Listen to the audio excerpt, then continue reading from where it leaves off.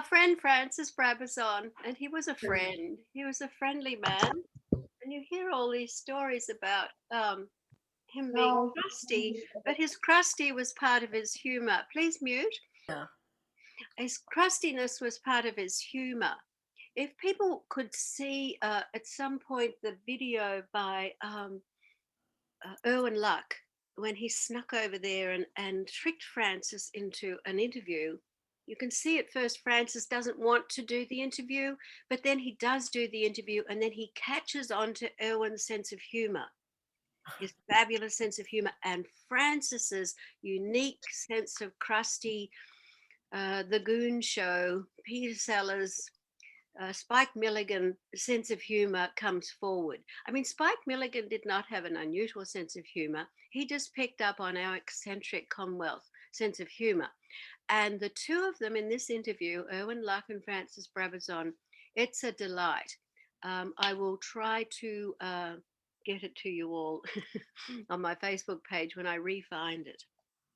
Francis Brabazon was born in England in 1907, 24th of January. And his family emigrated to Australia when he was just a boy because his father was a dyed-in-the-wool socialist idealist that was going to a new world to live off the land. And unfortunately, he was tricked into buying a farm that you could probably never grow anything on at all. And with several children and this beautiful wife who could play piano and teach the children at home, mostly, I would think, they lived in this rather unpleasant town. Which we hear all about in Wind of the Word, which I hope to read a very crusty little section of, the autobiography, poetic autobiography. Francis passed away on Avatars of Ode on June 24th, 1984. Towards the end, Francis went to India for the last time in 1982, and people started noticing, and he started noticing, he was doing things that were not like the type of behavior he was used to in himself or others were used to, forgetting a lot of things, forgetting clothing and how buttons worked, lots of little things. And it might not have been Alzheimer's. On hindsight, Roy and Roz think it was PPA or one of the dementias. But anyway, it took him down in about 18 months. We flew back to live back there because I thought I could be helpful towards the end. Everyone was helpful. It was extremely difficult to care for somebody at home who was eventually bedridden.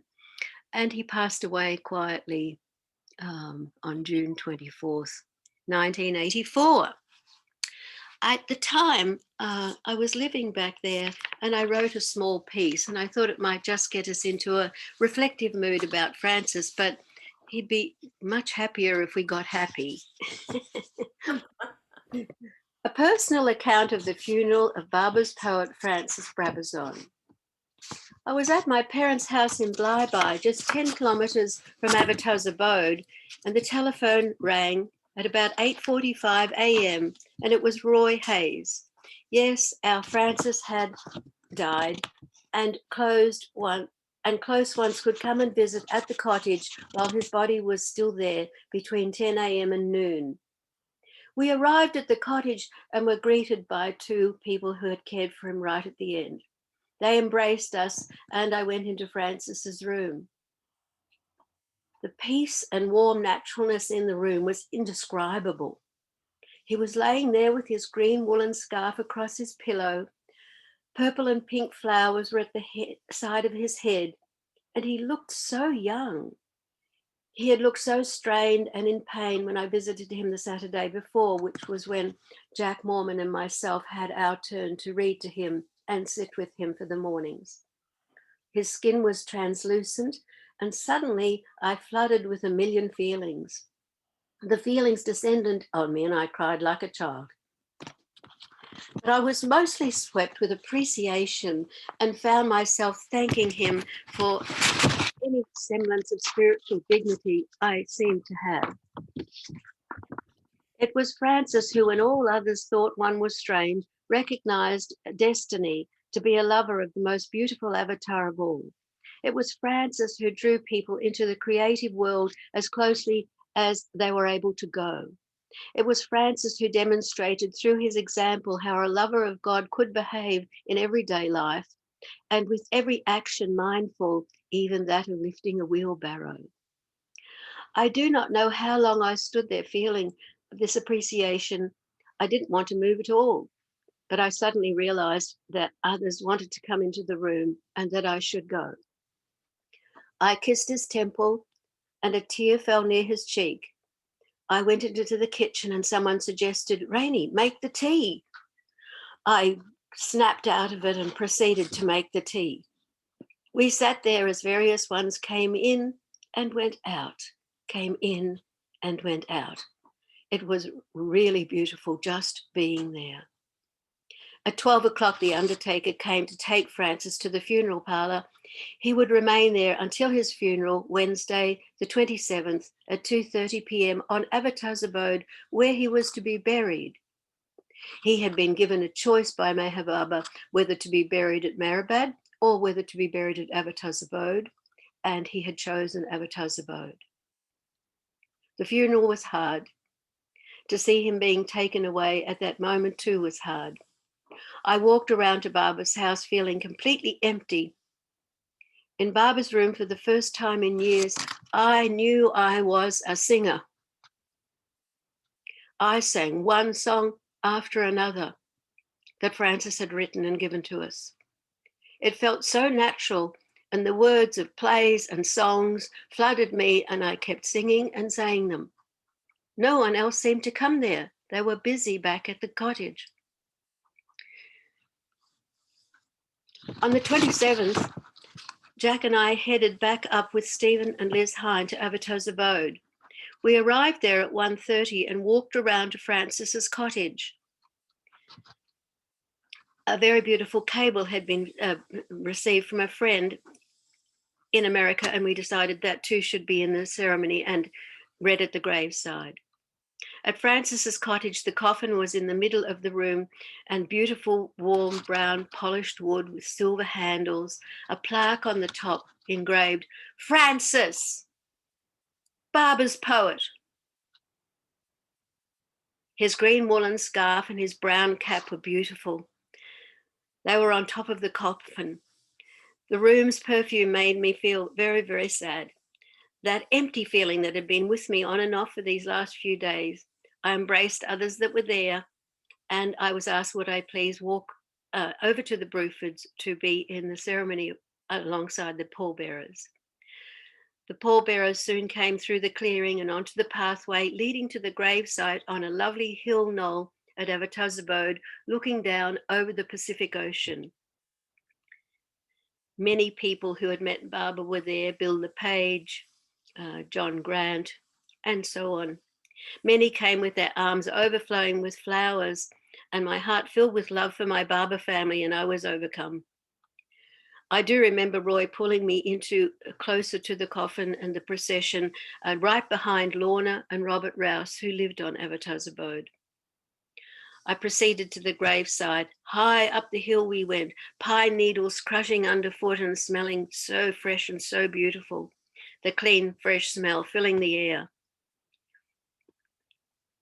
We came over the hill and down the ridge, over the old road. The coffin was placed there in readiness. That scarf and that cap, still at the head. I stood behind it for a while and realized that I was so elated. I suddenly didn't feel sad at all.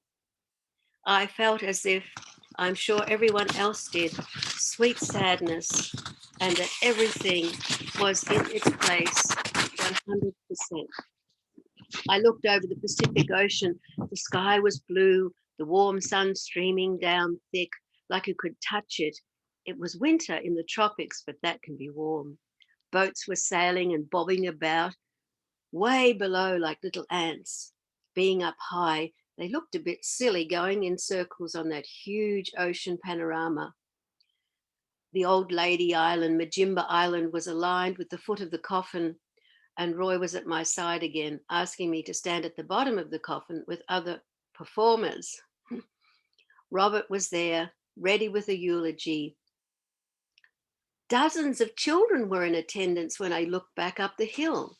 There were so many people, and all the children had flowers, and they were laying them on the earth dug out of the gravesite. It happened to be the school holiday, so all the children could attend. All eyes were a bit red and puffy, and we all recited the Master's Prayer and telegrams from America and the Mandali. I was supposed to sing next, so I sang House in the Rain. I had chosen this song because it was the first song Francis had written for me and given to me as a gift. I remember trying to recall yet another verse, only to find that I was singing the last line. And soon I heard Lorraine Brown's deep, rich voice singing, "The dawn light breaks." I opened my eyes. Now I could look at the sea of faces. So many looked serious. And my mind, for some unknown reason, flooded with the funniest of moments, profound moments, difficult moments, all with our old friend, inclusive friend, Francis Brabazon. Someone read a beautiful ghazal, 117, I heard. Sam Saunders sang the best I'd ever heard the fellow sing, the last line of which rang across the hills, "A poet is a bit of singing dust." We all sang Artie, the "O glorious, eternal, ancient one," Artie, that Francis had tuned and worded so well. People were then throwing flowers inside the grave.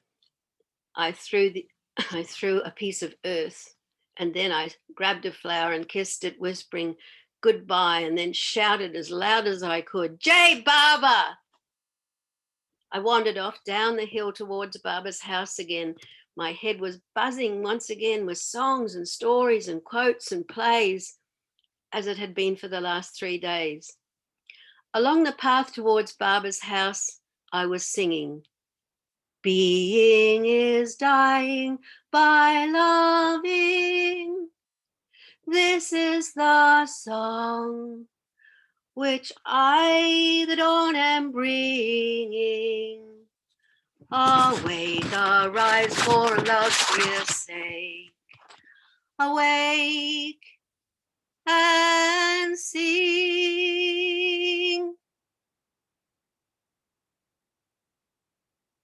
Jai Baba. And now Betty will, Betty, can you do that as the host, or do we need Diane to, people could raise their hands? Could you just say how that's done on other computers other than my Mac? It's just reactions and raise hand for contributions on this lovely day when Francis was released. All right. So if you have something to share about Francis, the easiest way I find is if you have the reactions button at the bottom of your screen, click it, and it will go to raise hand, and you can click raise hand. I will put it on a. Otherwise, the keystrokes on a PC are Alt Y. On a Mac, it's Option Y. I'll put these instructions in the chat in a minute as soon as I find them. In fact, here we are. I do notice that Jack Mormon is here. Jack Mormon and I were married at that time and lived there. Jack, would you like to tell us, open with a story first while people get their settings up and running? Well, I will tell a story, but it's a different story. What can everyone hear me? Yes. Shake your head. Yes. Okay. So what a lot of people don't know, people know that Francis was Baba's Mondley, and people know that Francis was a poet and a writer, and he tuned songs and he wrote songs. What a lot of people don't know is that Francis was also an artist. He drew, he made paintings, he drew paintings, and he never drew Baba because this was pre-Baba. He started in probably 1937, 1938. And as I understand it, he was trying to find his art, his expression. And I think the Baba world knows of maybe 17 or 18 paintings that Francis did. I was fortunate. The last time I was in Australia, I was asking around if, because I've always wanted to own one of Francis's paintings. And I asked around and I found out that there was a couple named Robert and Lorna Rouse, and they were old Baba lovers and instrumental in setting up Avatar's abode. And Francis had given them a painting, and the painting was in their old house on the abode, but it didn't belong to the abode, it belonged to their daughter, of someone who I knew, and I called her up and she was willing to sell it. So I don't know if we can see this, but I'll try and, silly computer. I'll try and switch this around. Let me see if I can hold it up. I don't know if this will work. It's called, can people see this? Because I can't see anything. Can you see the painting? Yes, let's see. There's a reflection, right? Yeah, I don't know how to get rid of that reflection because it's indoors, but Get it closer. Yes, the closer the better. And then turn it a little bit up. Raise it a tiny bit. Now lower it. Turn it down from the top towards the computer, and you might get rid of the reflection. how's that? I can't see anything because I'm behind it. There's a big reflection of the computer. So go back a fraction and turn it towards the ground a bit, maybe. All right. Anyway, Very beautiful. Lovely. It's sweet. it's a beautiful painting. It's called Two Nurses, and it was done in 1941. If anyone's interested, you could probably go to a website. I think if you Google paintings of Francis Brabazon, at one time, Raine put up a website, and I believe it's still there. It was as of about a month or so ago. Just when you're done, just Google paintings of Francis Brabazon. This painting's included in it. It hasn't been updated, so it says it still belongs to the Rouses, but in fact, as far as I know, it's the only one outside of Australia. And it gives me great joy. I look at it every day from where I sit, and it's lovely. It will go back to the abode when I die or when I decide to give it back. And it was just a borrow. I mean, I paid for it, but I borrowed it from Australia because that's where it belongs. It belongs in Francis's items. Anyway, that's my story.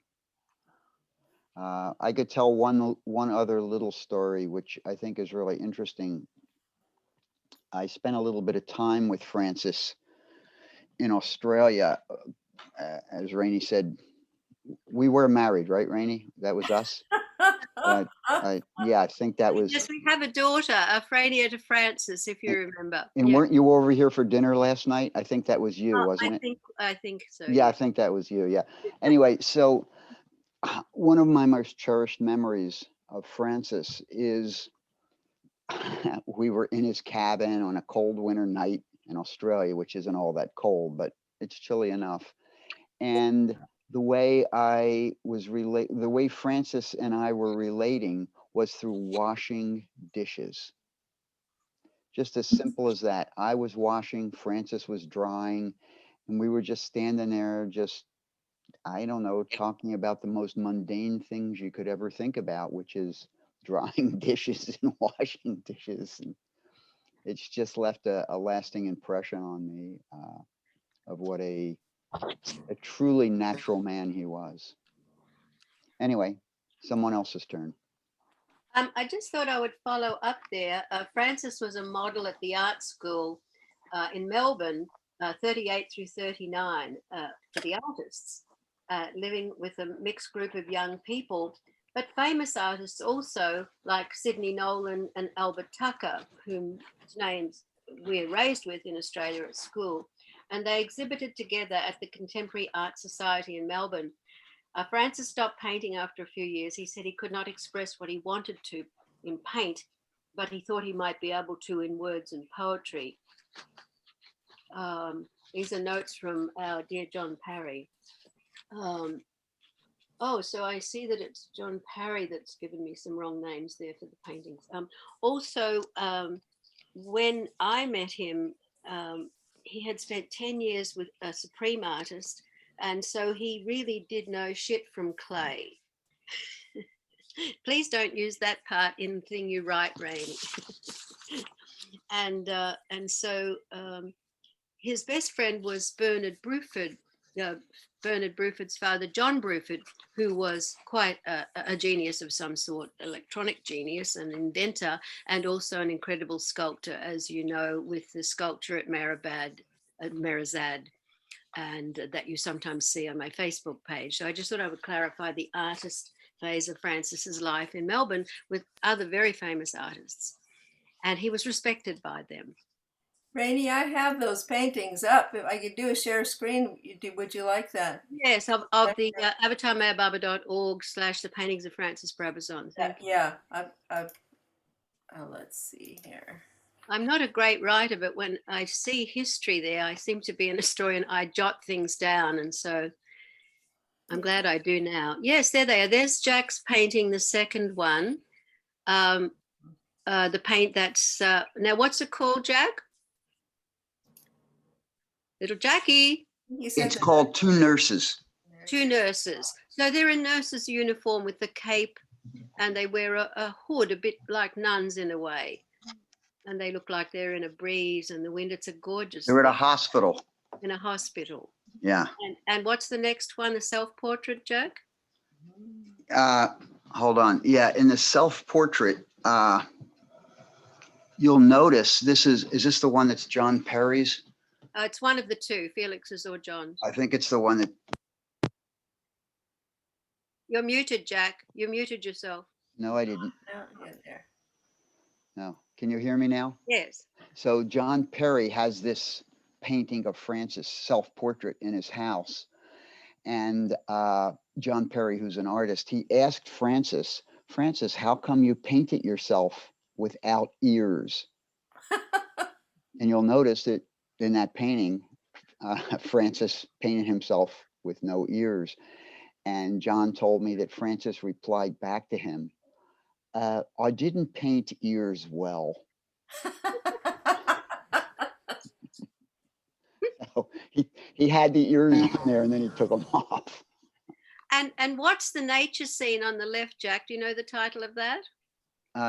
No, I don't. I don't know that one. Maybe. The only one I know is mine and the John Perry one. And there was also one that was given to Stan Adams, which maybe it's lower down here. Is it on this other row here? God Realized Soul. Go back to a God Realized Soul. No, there was one that Francis did for Stan Adams, who he and his whole family met Baba in the 50s, and his daughter, who's still alive, met Baba again. And I think when Phyllis Ott and Lynn Ott went, he did it for them for their marriage, and it looks like it's a very rustic painting, but it's just so simple and beautiful. And I thought it was in this group, but I guess it's not. This is the Google. This is not the avatarmayababa.org, the paintings of Francis Brabazon. So down here, the kettle's called A Kettle in Landscape. We don't have flags here. One's called The Police Station, D24. Meditation is this fellow sitting in lotus there, a Buddha-like soul. The Wedding, The Annunciation, and Two Nurses Dancing are the ones featured on Eric Solobaki's avatarmayababa.org. Thank you, Jack. And who is next? Mayor Prasad is next. Oh, people put your hands up because we can't follow order. Tony, you've got to put your hand up there. Okay, Mayor Prasad, thank you. We can't see you though. Yeah, that's because I didn't want you to see me. Are you shy all of a sudden, Mayor Prasad? Okay. We keep bothering you. I bothered him yesterday. I was going to leave you alone today, Mayor Prasad. I mean, you can't be that handsome and hide behind a black screen. That's not fair. It's too early, and I just woke up 30 minutes back. So You know the feeling. Tell us something nice.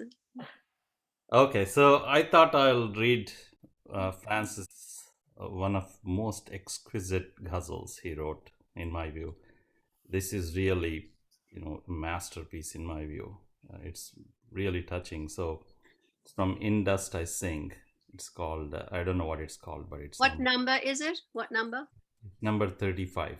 Oh, yes. Please do read number 35. And I have a story right afterwards. All right. The evening pianos have faltered into silence because of love. Night trumpets have wailed their last notes of violence because of love. How earnestly we pursue our roles in God's great name, great game because of love. The freshening dream, the kiss, ever new and the same because of love. Who, if he could hear his own voice, would go on singing because of love? The end remains covered, else few would make a beginning because of love. The difference between being pelted with eggs and showered with roses because of love is less one of talent than one's fate share, which time discloses because of love. We sleep, sometimes we dream, and awaken to a new day because of love. A billion years of wayfaring, yet still we don't know the way because of love. We would not yet even have broken out of the beast cage because of love, if it were not for God man's compassion and holy rage because of love. Tomorrow is another day for the battle's violence because of love. The few remaining hours of the night are for wine and silence because of love. Thank you. Jay Baba, what a beauty. When you listen to one of those recordings of Merwan, he mentions this was one of his favorite ghazals. It turns out it was also Rano's favorite ghazal, and of course she called her book Because of Love, because of this, ghazal 35. And I don't say it was written 35th in a row, but when, Francis would have to listen to a ghazal translated by Baba or by Aliba of Hafez or Rumi or someone, and then the next day come up with a ghazal, not necessarily stylized on that, just for motivation to keep him going till there were several hundred written. But when Francis read this ghazal, the evening pianos, ghazals, Baba said, "You've got it." Because what Baba was doing was trying to instruct a new form for the English language ghazal, and Francis came up with these 7 couplets, because writing one every night, you can't have like pages of things, and there'd be a theme, often a theme of some sort, popped into his head, or no theme, and he'd pop one in his own head. And but this one, Baba said, "You've got it." So that's nice to know that, and it's interesting to me that it has a repeating theme, and yet only 15 of the ghazals do have that. We put them in ourselves, us singers. We put repeating themes in because they deserve to be put in. And someone once said to Francis, "Oh, that was not the right version of ghazal 1 at all." And Francis said, "A man wouldn't mind if there was 100 versions of every ghazal." So who else? I see Telly there. Telly has a great story about putting to melody, Let Us the People Sing, and somebody making a recording of it. Could you tell us that story of your melodies and Francis, please, Telly? Sure, and I'd be happy to. Can you hear me? Okay. Uh, so early on in the 70s, after hearing about Baba, I picked up a copy of Let Us the People Sing, and I found for the first time that I could write music. I could take words out of this book, and I find music for those words. I was kind of astonished. And eventually I would sing for the local Baba group in Washington, D.C. One of the members of that group was Bob Emmerich, who lived nearby in Washington, D.C. And one time he got me to come to his apartment. He pulled out a cassette player and he had me sit down there and record all the versions of the songs in Let Us the People Sing that I had thought up. And I didn't think a whole lot more about it, but Bob wound up sending that cassette recording to Francis Brabazon. And sometime later, I get a letter from Francis praising the recording and the versions. He seemed to appreciate what I had done. And it was quite a remarkable thing to receive in the mail. I think it was in 1977 that he had sent this, and that he said they had used some of that music in their celebrations of Baba that year. So I appreciate the words in that book alone, outside of the wonderful guzzles and In Dust I Sing. I appreciate the words in that book very, very much.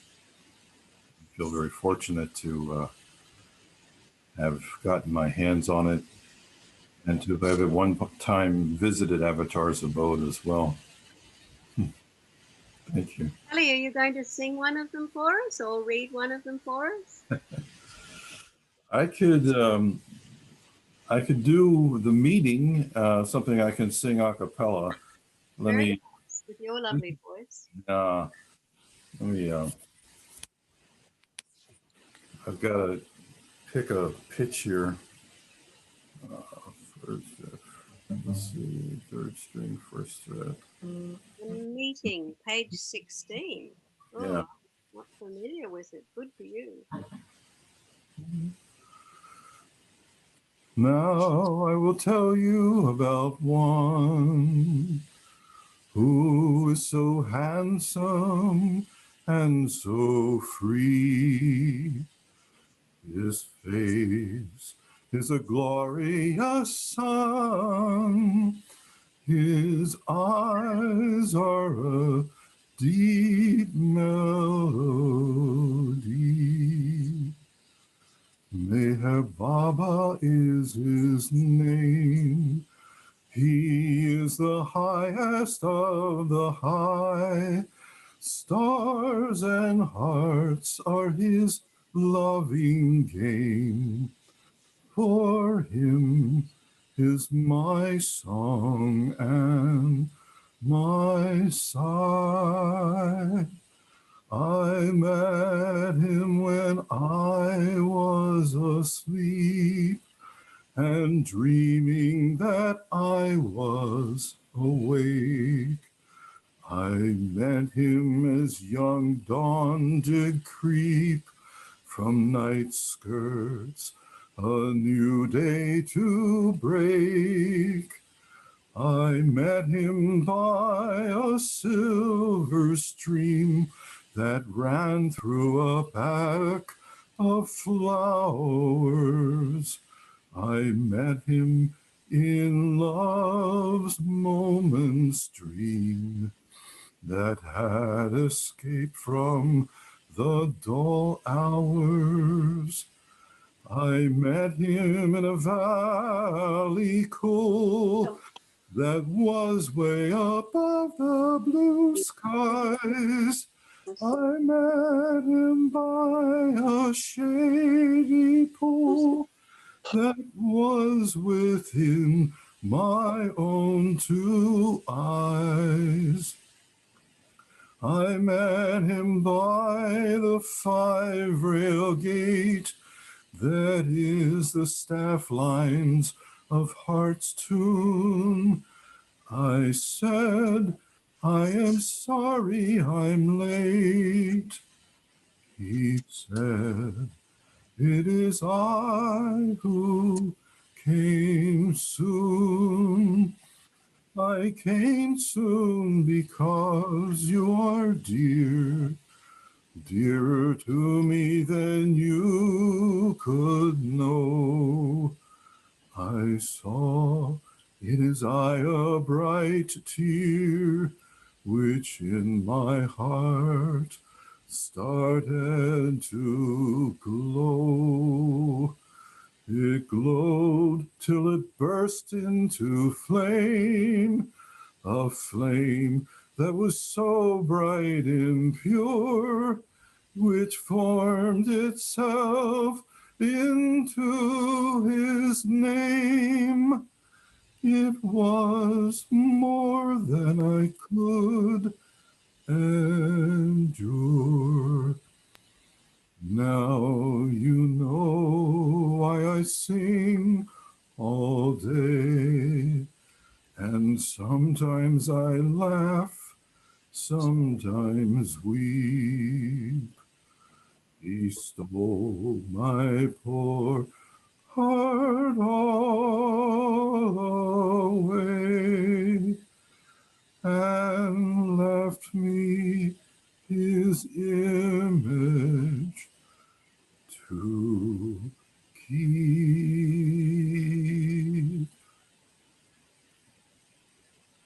Jay Baba, thank you. It's beautiful, Telly. Thank It's I wasn't familiar with it, so it was great to hear it sung. It'll stick in my mind. I loved some of the lines in this. Very beautiful. Yeah. It brought to mind a very short story before we asked Tony to present something. One of the people very early on, aside from the Avatars Abode singers who was doing Francis's guzzles, I heard him in India first. But one short story is that when I was coming to America, I got engaged to get an engagement visa as a mail order bride. And the person I got engaged to said to me, well, if you're going to leave, you'd better get all your books signed. This thought had never occurred to me.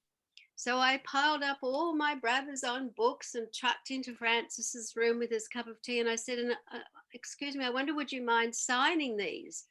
And he looked at me like I was from Mars, and went, what's all that? And I said, well, they're your books. Could you sign them, please? I'm going to America now. And the person I'm engaged to said to get them signed. Apparently he collects books, first editions or something or other, And so he sat there signing them all, great and small, from Proletarian's Transition right to whatever was the latest, the Wind of the Word I even have signed. So that was out by then too. And he looked at the pile at the end and looked at me and he said, it's not possible for a man to write this many books in one lifetime. Not at all. Go ahead, Tony. Hi, Jay Baba. I've not, I don't know that I've ever had the opportunity to talk with Francis in a context like this. Early in my first year with Baba, I guess, I came across I recognized Baba immediately. And maybe about 9 months, 8 months, 7 months later, I came across Let Us the People Sing.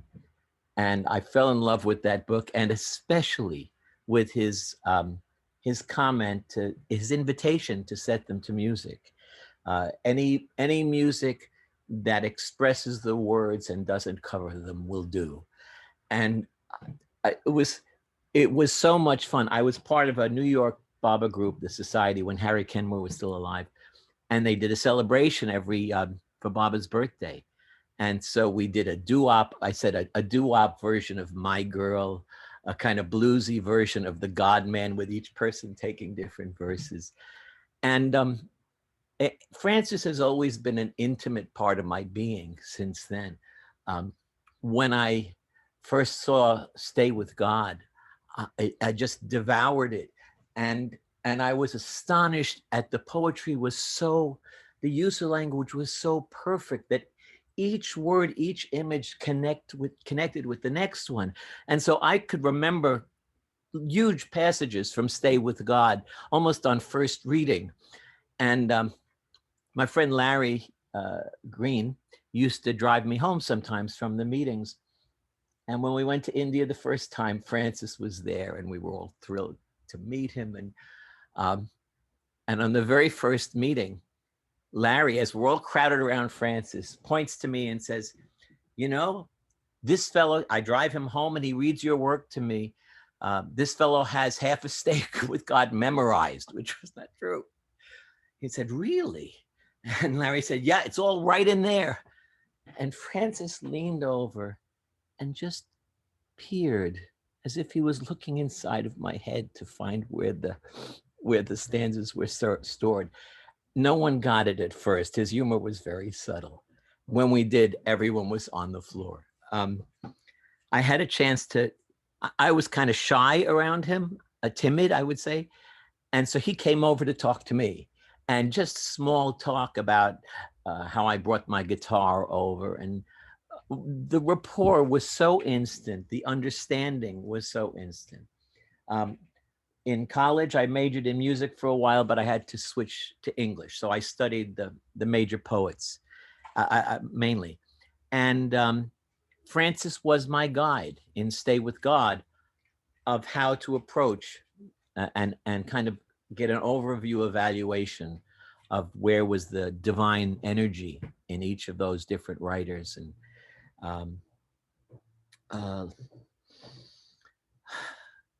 I went on to set a lot of those to music. Maybe I should just skip, because if I start talking about Francis, I could take up the whole 2 hours.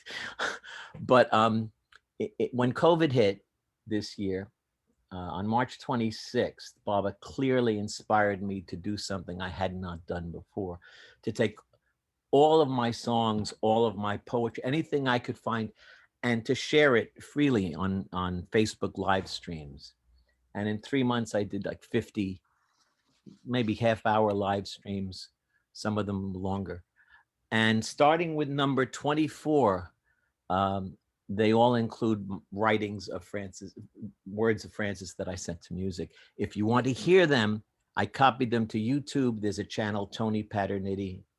And starting with number 24, for maybe 30 live streams, there's different works by Francis. I feel fortunate. There's never a moment when he is not part of my consciousness. And thanks, the opportunity to share. I can think. If you get your guitar together for later, we'd like to hear one of the guzzles. That would be nice. Now or later is fine. Now it'd be good. Thank you. Now I don't have to remember all these people in a row here. Now is good. This is what I like. Always be ready as a musician. You never know if some little man's sitting in front of a shop and he'll say, sing. And you don't know who he is, and you don't know why he asked you to. Always be ready. Recite, paint, sing. Always be ready. Go ahead, Tony. All right, I'm going to see if I can remember. This was not a guzzle. It was published in Monty's Family Letters. I'm sitting right across from my guitar rack here, so it wasn't a lot of advanced planning. So this was from one of the family letters, and it's called 1,000 Times. Oh, I've never been nervous. I haven't been nervous like this for ages.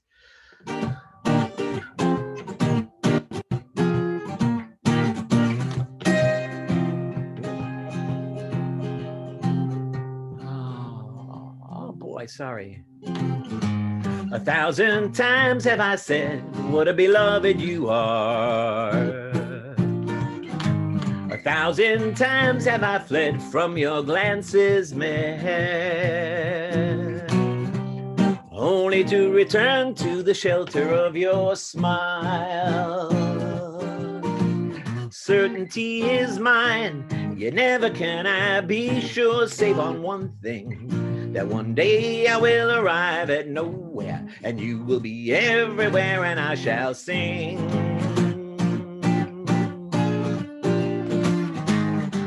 On that glad day of grace, when my song has become one note, the pure note of your name, the heavens will tremble and flushed with shame, because they caused me to dissemble before you. Beloved man,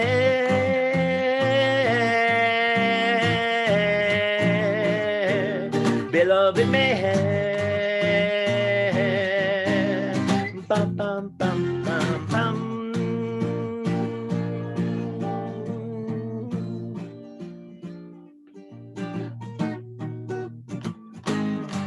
1,000 times in joy have I set out for your door, hoping you would employ my hands to sweep your floor, only to find that you had spread a feast for me.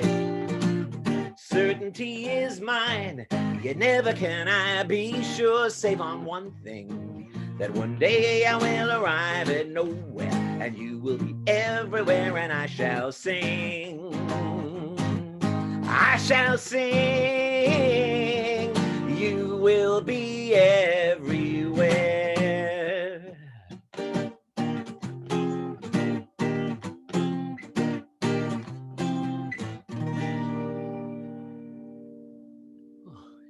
Thank you, Tony. That's a great choice. I had Jay trouble Baba. remembering it. It's been a while, but thank you, Jay Baba. Yeah, wonderful words. 1,000 times I've said what a beloved you are. I love the last one of I've set out 1,000 times. I've set out for your door, hoping you would employ my hands to sweep your floor, only to find that you had spread a feast for me. Yep. I mean, Baba was the master of "there's no death worse than expectancy," which he translates himself in the back of that little book, "Let Us the People Sing." It's a very nice translation. The lovely book, The Golden Book of Praise, has these songs set out with the original music, but as we know with Francis, a guy wouldn't mind 100 melodies to each poem. But this is a superb poem and very well crafted, and it got tucked into the small 3-hour play "Being is Dying by Loving" at the end when Baba appears to them. So I don't know who's first, Chris or Jack. What about Chris? And then we'll go to Jack. Tell him you got a phone call. Jack has to go first. All right, Jack, go first. He's got an appointment. Chris, can you hold your breath? Yeah. Okay. Yeah. When I went to India the first time, Francis was actually in hiding. Whenever we went to Mirzad, he would never be there. Well, if he was there, he was in hiding. And I've read all of his works, and it was only after reading in Dust I Sing that this ghazal to him came to me. So I don't remember what year it was. Doesn't matter. It's called "In Praise of Francis Brabazon." Oh, beloved, once you said with adamant flair, all words to me are nothing. But duality still rules the world, and we despair until you unleash your poets to make our hearts sing. And so it is that you set my hand in motion to praise one of your own, who you infused with praise of you with such a powerful potion rather. His words clear the air, and no longer need we be confused. Evoking, okay. Who are love's poets or a poetess? Are they the ones who think in music, or act out on the stage on paper? Or whose dance is the movement of pen in hand, the results of which withstand time's ephemeral vapors? So are you open to a poetic flair, perhaps a feeling here or there, unavailable to those who through life have dozed, eyes and ears, hearts and tears, these ducts that remain somehow closed? For poetry is truth in motion, a liquid likeness of a universal notion, beautiful and fair, as long as love is in residence there. O you of a mind to mentate a word, neither catch the fleeting glance, nor will be heard the echo of yourself in budding rhyme, until one's heart is touched and torn by time. Such is the way for those of vision slanted, who take life and love for granted, barreling through expressions hidden, their history a life never been written. For poetry is harmony in action, for that of the heart knows no faction, a dance of pen and hand, whose words and music seek to land and unlock the heart and enrich the mind with treasures that only love can find, whose music paints the colors of the celestial spheres, evoking feelings that may lead to tears and help us climb love's ladder's rungs to filter out the cacophony of babbling tongues. So who is this one that dares us uncover the truth of ourselves with syllables of poetic music amidst the prodding like mischievous elves, whose shout in the main goes unheard among the lies of the living? Must he wait for us to be his herald, only when we lay a flower on his grave, as though his poetry is no longer giving? Such is this man drowned in love's fire, who processed truth's words so as to inspire the duty to serve the only one who exists, to help forget ourselves though Maya persists, such a life that he led to the master's door, that we who follow can endure his words forevermore. O singers and wordsmiths of my song, listen to this one and what he says, for his words are truer than ever before. His rhyme is pure and his love is mine, a way to lead you to my door. To write of the life divine, perhaps someday when you have your way, I'll be able to pen those lines. Time in the mean, I'll work to glean all the love you can offer, and praise and complain, heart and mind in twain, and praying my being grow softer. So dear Ambrose, it's all me, it's all my time, whether you respond in prose or in rhyme. In all life's compartments, there's only one department that matters most to me. And the only thing I wish to be placed on my dish is your heart and mind entwined in mine. Thank you. Yay, Thank you. Baba. Oh, how beautiful. That is wonderful. Is that in print anywhere we can reread it, Jack? Not till it comes out in the book. Oh, come on now, get on with that book. Come on, Create Space is waiting for you to publish it. even Billy got his done. Come on. I know. Yeah, it's really going full steam because I'm getting. Good for you, Raine. That's right. The man needs encouragement. Absolutely, Jack. Come on now. And I'm not teasing anybody. It just doesn't, it's a time thing. That's all I can say.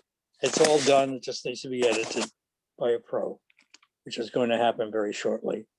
So Come everybody to the joy of the morning, to the joy of the morning, to the joy of the morning, to the joy of the morning with Mayhair.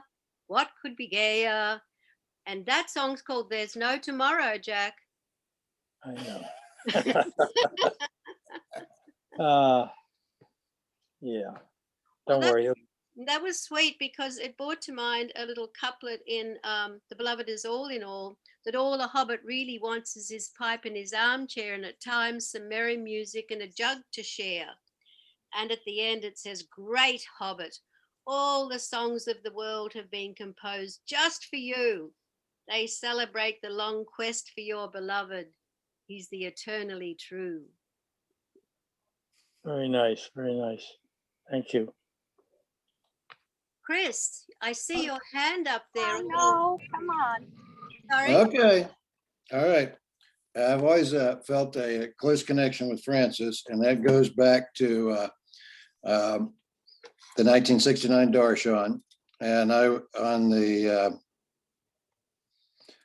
second or third day of the Darshan program was in the morning, and in the afternoon we had most of the afternoons free, except for one day they took us on a tour of Baba places around Pune. So we went to Brabazon Shrine. We went to the hospital where Baba was born, and a couple of other places. And we wound up at Pumpkin House and Baba's house across the street from Pumpkin House.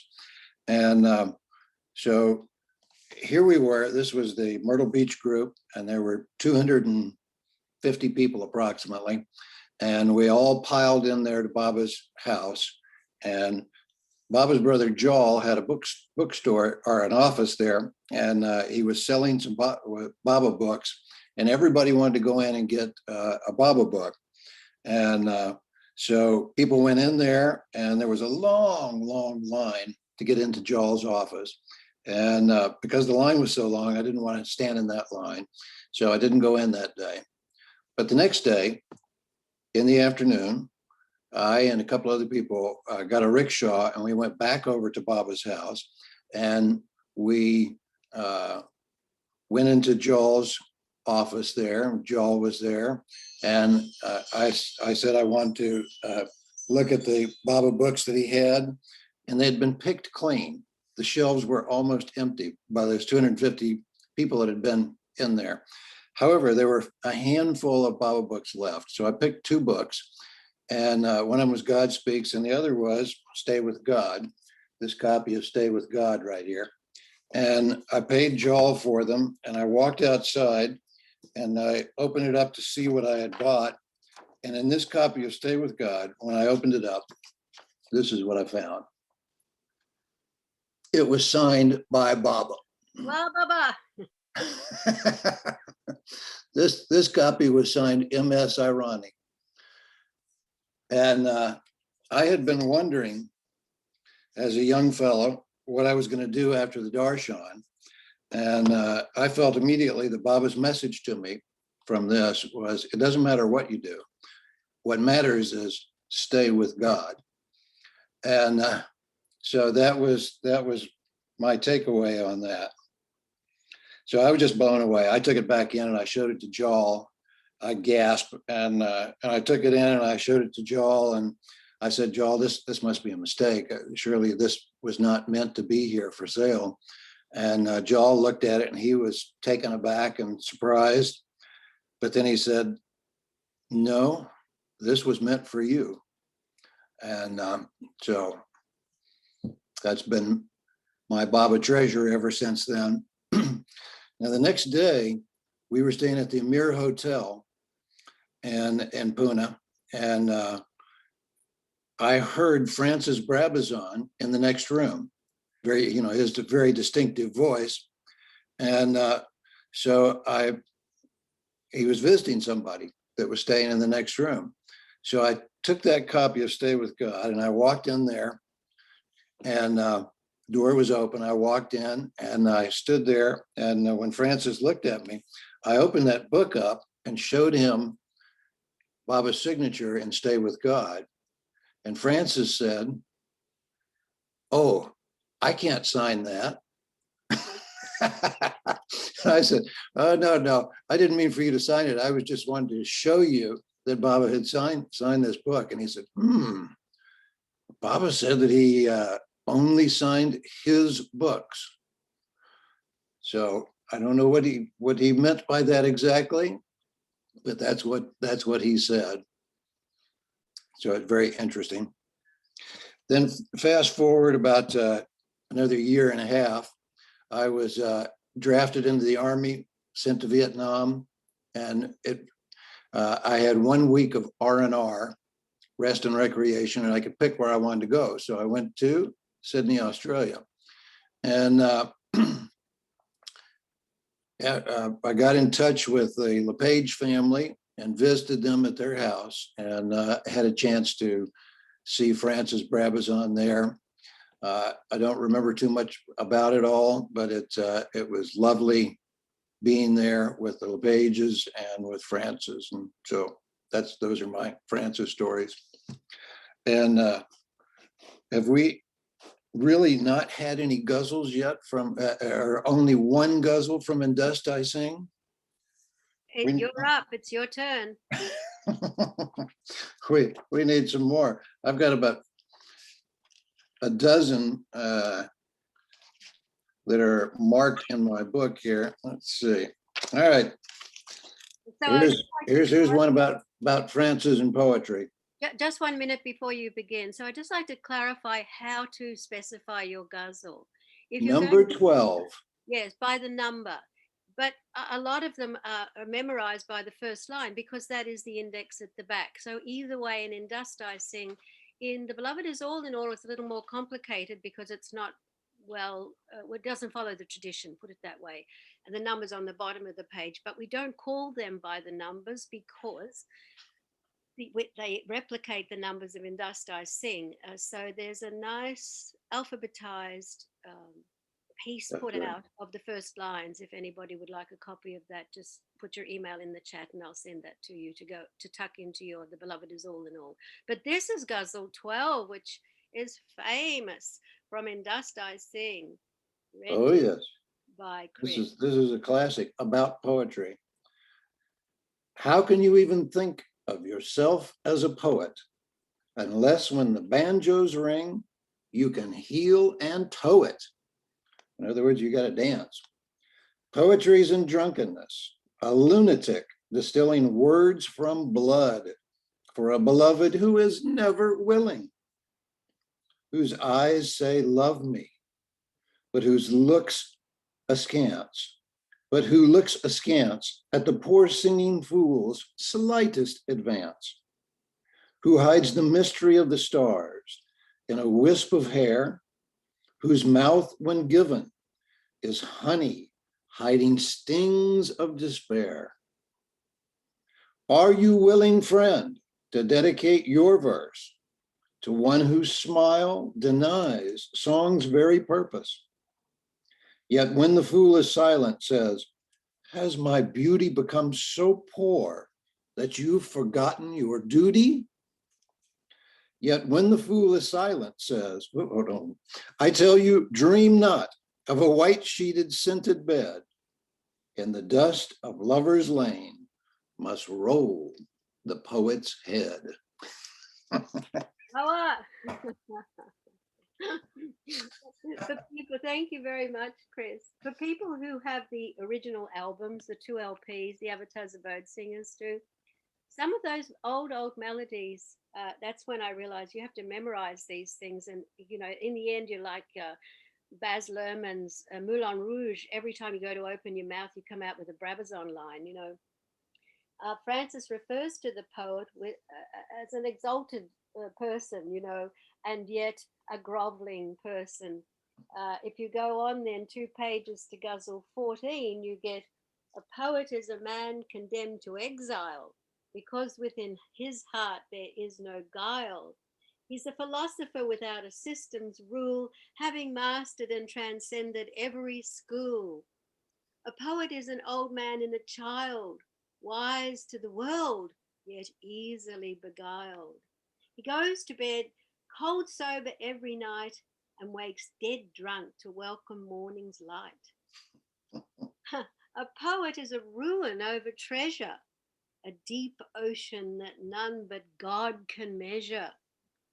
He eats with dogs, his pillow is a stone, he swings on gates of tide and he tunes bees drone. A poet is a stronghold you can trust.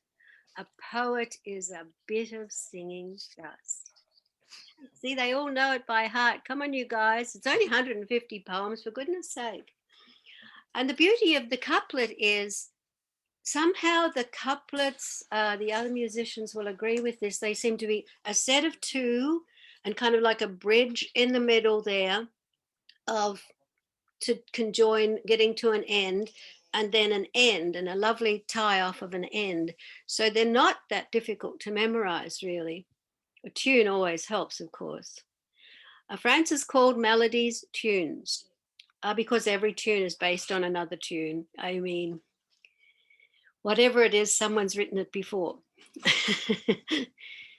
Meha Prashad, I see your hand up again. He's thought of something else. This is nice. Yes, sorry. I felt inspired to share Francis Brabazon's speech at Guru Prasad. I won't read the whole thing, but a few sections. Mighty beloved. Thank you. Yes, yeah. By the way, my first connection to Baba was actually through Francis Brabazon's book called Silent Word. I read that when I was 13 years old, and that book really touched my heart. And a book that touches a 13-year-old, that's pretty special. It speaks of his, the way that he writes. So okay, so here is a few sections that that I felt shared. I felt to share. And here is this is Francis' speech. I'm picking up a section in the middle of his speech. And here is a delicious piece of humor in connection with this. There was a period when Baba had me read a new poem to him 3 times every morning. Do you know why 3 times? Baba was memorizing them. Why memorizing them? So that he could quote them next time he comes back in 700 years. That is really God-man humor, isn't it? Then there were his extraordinary orders or commissions. His last was for 30 ghazals. Ghazal is the name of the new poetical form he taught me. It happened this way. One morning, after the usual morning business was finished, Baba said he wanted me to write 30 ghazals. Could I do that? I replied promptly and brightly, no, Baba. This reply seemed to rather astonish him. He turned to the other Mendali and said, well, what do you think of that? I asked this fellow to write 30 ghazals and he says, no, Baba. Then Baba turned questioningly back to me. I said, or rather I groaned, I don't know whether I can write 1 ghazal and you ask for 30. I don't think there are any more in my head. Then he says sympathetically and persuasively, try and I will help you. So it was back to the stone quarry again to cut and build 30 more little poem houses, each one a bit different, for the beloved likes variety. And this is towards the end of his speech. Why has beloved Baba given you people this extraordinary privilege? Because he required a few to do what the many, what everyone must eventually do. Journey across the world of illusion to take darshan of him in their hearts. What a beloved is our beloved, what a mighty beloved. This word which he has spoken in your hearts, which will be spoken in every heart in the world, will lead you by the hand and drive you with whips to the door of your beloved, to the wine shop of your master, where it will become your own pure song of praise, and will cause the beloved wine master to open the door and bring you and pour for you a glass of the wine of self-forgetfulness and beloved alone remembrance.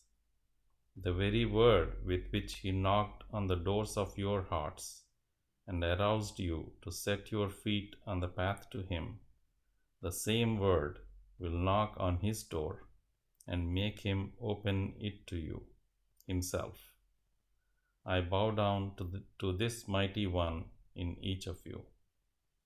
But you also have your parts to play on this grand journey you have begun. You must not leave it all to your beloved. For every step the lover takes to the beloved takes 10 to the lover. But the lover must continually take that one step. We must practice taking beloved Baba's darshan, bowing down to him in our hearts every day, then every moment, until we have continuous sight of him. Happenings will happen even grand happenings. But they will not be that happening which has to happen in our hearts. So do not look to these other happenings to nourish your faith. Depend only upon His word and its song in your hearts. Be prepared for a long, long journey to have the Beloved's real darshan. But it may only take a mere 700 years to reach His door and bow down to Him for the last time and merge in Him forever.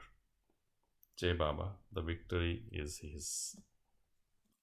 Jai Baba, you could read that from now till the end of time and find something different in every line for yourself and for your friends in the Beloved.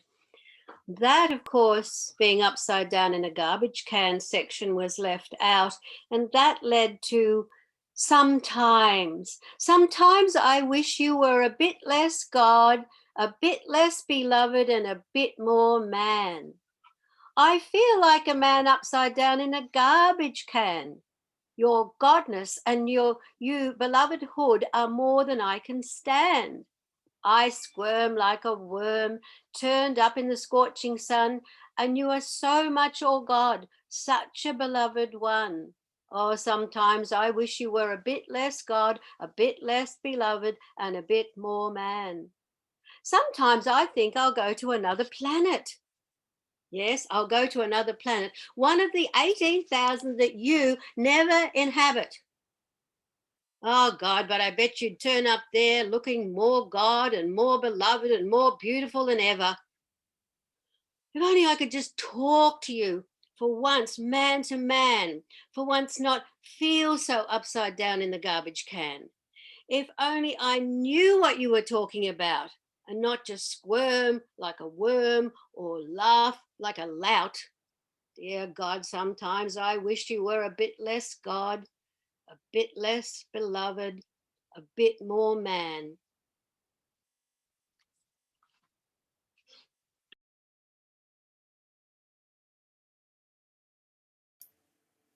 See Fred there. Fred, are you wanting to tell us a story or sing us a Yes, song? indeed. Yes, Raine. Thank you, I dear.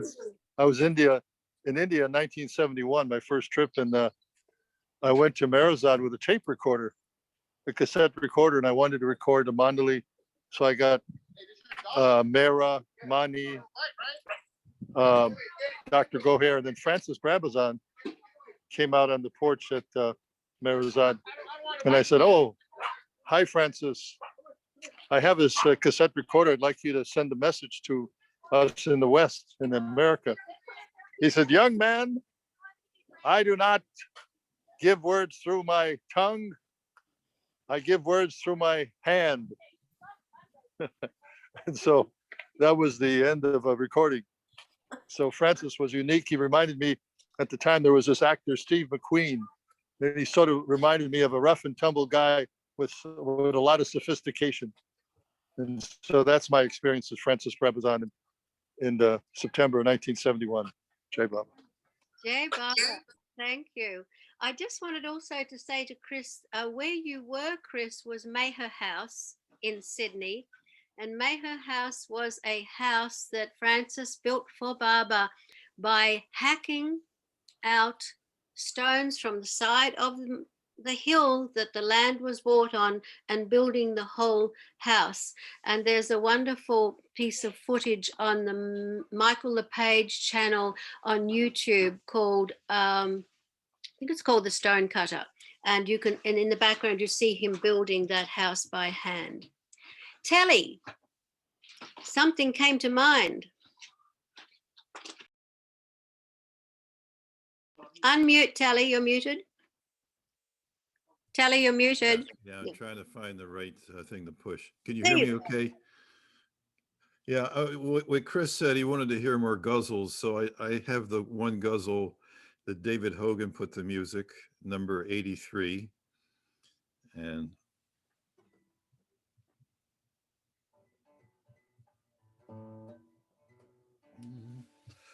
I dwell in dust and scene, and my song is most sweet.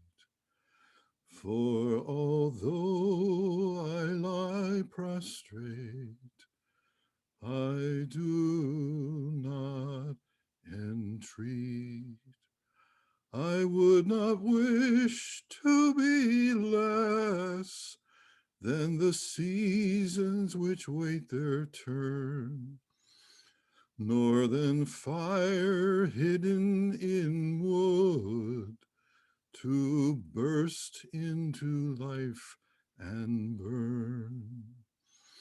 My beloved spins the earth on the tip of one finger. Why should I cry for gifts? He will not forget his singer. They who ask God to fulfill their desires have no faith in him.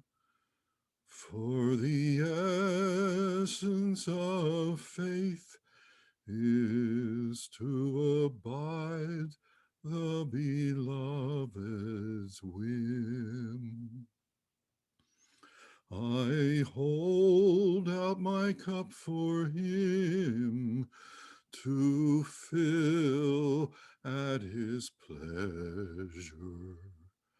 Now or at world's end, it will be the same full measure. Waiting is easy for me. I spent 1,000,000 years as stone, and then millions more shaping my ears to receive song's golden tone. Now my waiting is praising, and my praising is sweet. For although I lie prostrate, I do not entreat.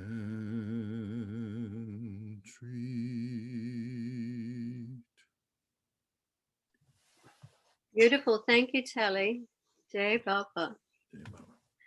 It came to mind when, as I'd lined up something really comical, something more serious, of course, but I still think I should read the comical one.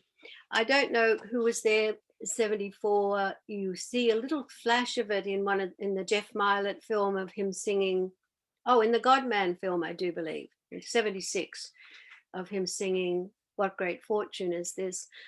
There's a little play takes place and you hear pity 1, pity 2, pity 3, but then it cuts out. But it's from 4 and 20 Blackbirds. And so I thought that this number 22 was funny. Ding dong bell. Pussy's in the well. Who put her in? Tom Thin, the politician. How will she get out? Without doubt, when the musician rings the bell. Ding dong bell.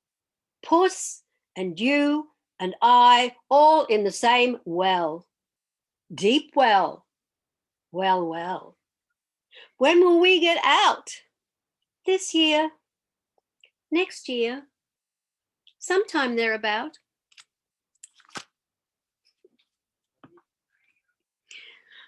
Rano said, oh, I absolutely love typing up 4 and 20 Blackbirds, Baba, but I don't like typing up the word at World's End. I find Dreams of Wet Pavements very difficult and I don't like typing it. And Baba said, just keep typing and think of my name. It is very, very important to my work. Now, if you pick up the word at World's End, and do be brave, do so, and read Dreams of Wet Pavements, man, we're right there in the slush of the middle of it.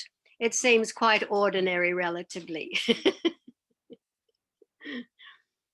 I did think I would read a song. Jim's put it to melody, Jim Meyer, and I don't know it, but I'll just sing the refrain of what he has as a repeating verse all the way through it.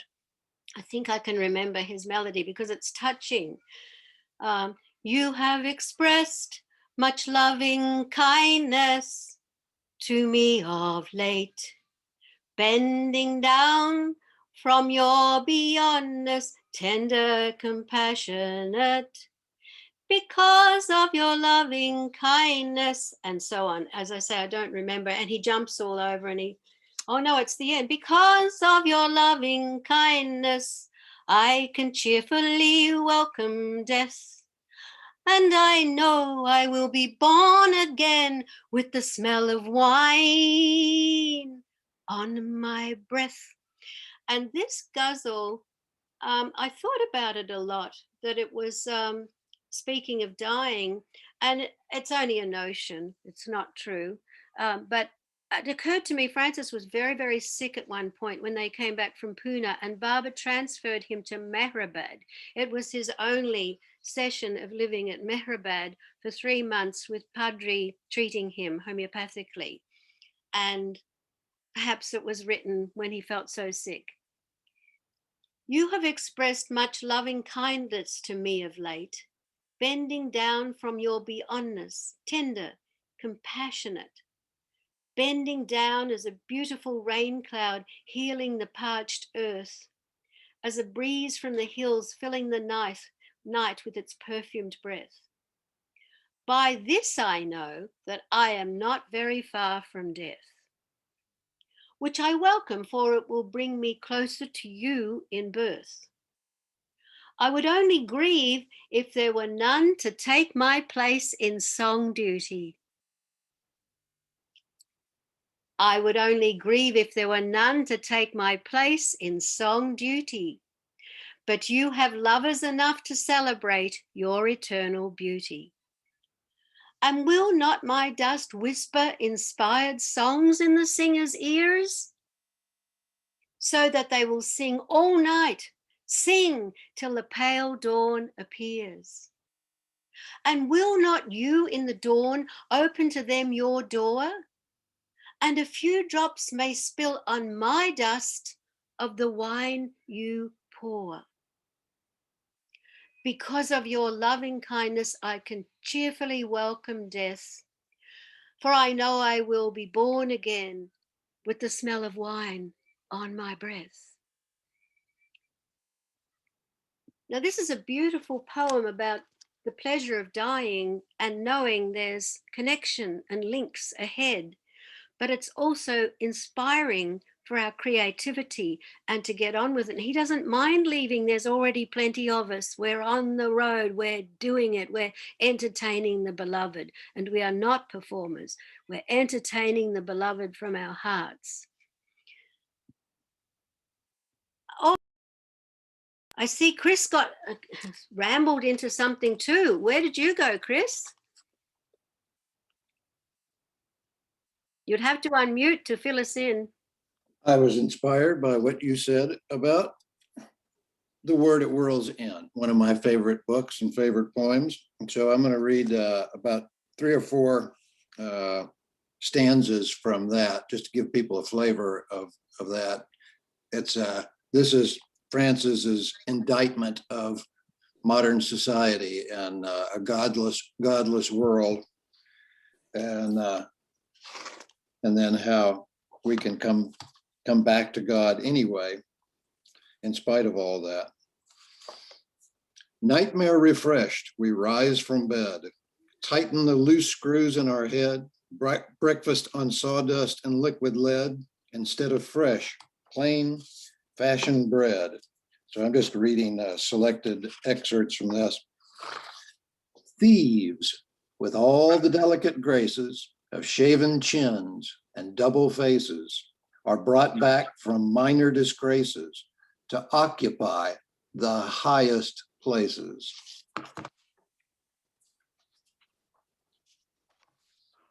Children blowing 10-cent whistles shoot through the crowd like flying missiles, and every vantage point bristles with columnists typing their epistles.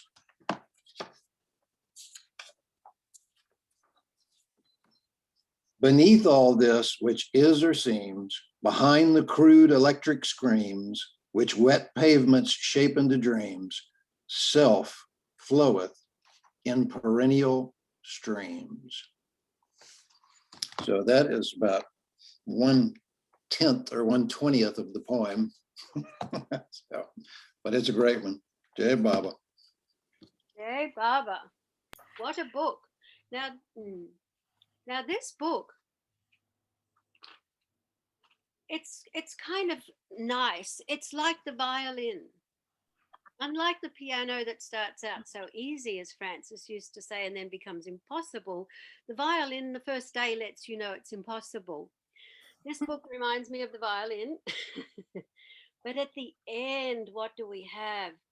We have Hymn to God the Man, one of the most sublime, deeply hidden masterpieces imaginable is Hymn to God the Man. You can open it anywhere and it's just bliss. It's just incredible. So don't overlook this book either.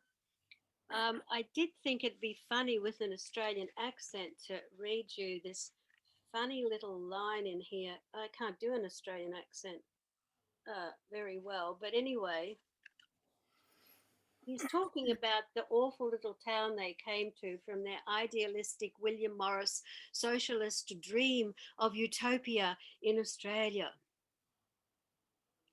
The township was a sprawl of loneliness, 8 houses without flowers to cover their nakedness, a bakery, a store that sent you an account 6 months after you've already paid it, hoping you hadn't kept the docket, a butcher's shop. The yarn went that Lumley, the butcher, went into the store and said, "Mrs. Shalladone?" "Yes, Mr. Lumley."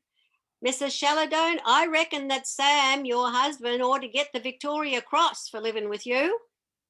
"Why, Mr. Lumley?" "Well, he's putting up with you all these years and you're a bitch." Mrs. Shalladone reached for the counterweight to hit him over the head, and Lumley said, "You can throw it if you like, Mrs. Shalladone, but I'll just throw it back at you. And I can throw harder than you, Mrs. Shalladone." The store and the butcher's shop, the post office with more eyes than it needed to sort a few letters, and a tongue long enough to reach everyone's ears in the district, drenched, the pub where thirst and grouches were never quenched. Grouches were never quenched, and no dreams spouted. But the bell of the blacksmith's anvil was a warmth in winter and a shade in the summer. Further away, of course, in the city was the weekly stock market, some tree-lined streets. In this town, though, were 6 pubs, a bishop, a hospital. The yarn went round one year that the hospital ball, some of the lads had doped the claret cup, and there was buck jumping all over the place till 3 o'clock in the morning. Once a year, a steam chaff cutter came around. Once a year, the insurance inspector, the harness repairer, the magic lantern show, and there was always fresh gossip. And also came Indian hawkers, from whom we bought cloth, needles and threads, soap, sundry trinkets, but had no talk with them. There were also swagmen on the roads at that time, men who carried their lives in pieces buried in their souls and who tried to catch the bird of the wind in their eyelashes. But we had no talk with them either, but we fed them to move them along. It's cheaper than having a lamb go into the pot at night from the farm, right? The end of this book has this magnificent thing that I love. Endure. Remember that the only thing that matters is the love with which one does what one does, with which one says what one says. Endure. Endure till a word of creation breaks the seal of its long silence. Endure, sing a new song to the word against that time. I ceaselessly seek throats that will give shape to my song. The wind of the word.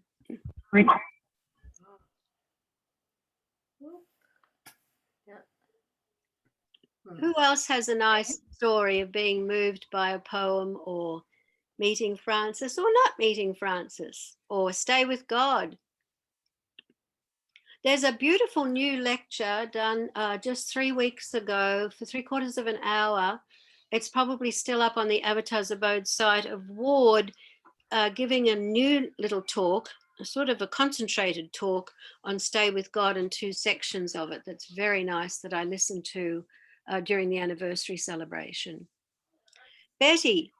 Okay, Raine, you know what? Before me, Tony, you can't see his hand because it's on a yellow background. Then I've got something to say too. Let's see. You go first, Betty. Okay, let Tony go. His hand's been up a while. Oh, go ahead, Tony. I can't see them, so. Okay. It's funny. I don't feel nervous singing, but I do feel the kind of nervousness that I've experienced sometimes where Baba's presence is so strong. And remembering that is helpful to me right now. I was a little bit thrown off with the last thing I sang. I don't know if you could see I was struggling because I just grabbed my new 12-string guitar and that song was way too busy for a 12-string. But there is something else I would like to sing, and someone has already read it. I tuned up my regular guitar, so this should be fine. And I will sing this directly to Baba. It's from In Dust I Sing.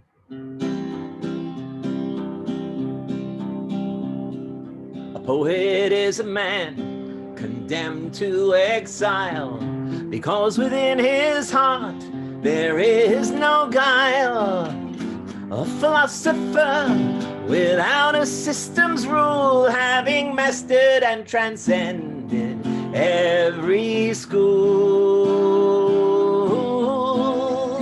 every school. A poet is an old man and a child, wise to the world, yet easily beguiled. He goes to bed, cold sober every night, then wakes dead drunk to welcome the morning's light, the morning's light. A poet is a ruined treasure, a deep ocean that none but God can measure. A deep ocean that none but God can measure. A deep ocean that none but God can measure. He eats with dogs, his pillow is a stone. He swings on gates of tides, swings on gates of tides, and tunes bees' drone. Ooh, a poet is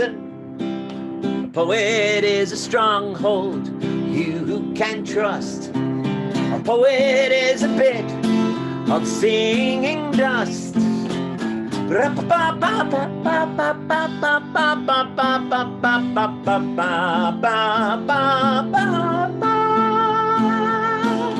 poet is a bit of singing dust.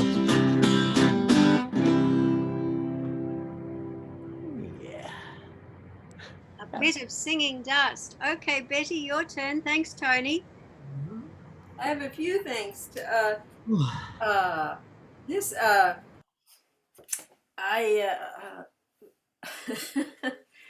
I wanted to mention, you had talked about the movie of Francis, showing Francis. It just absolutely stunned me to see him with his pulleys and, levers and out there in this Australian sun, quarrying Huey, hewing these blocks of stone. It's just an incredible image that he wanted, as I understand it, he wanted that stone because he understood that stone held the impression of the would hold the impression of the avatar's presence, I guess, and so that was what he wanted. He wanted that stone to.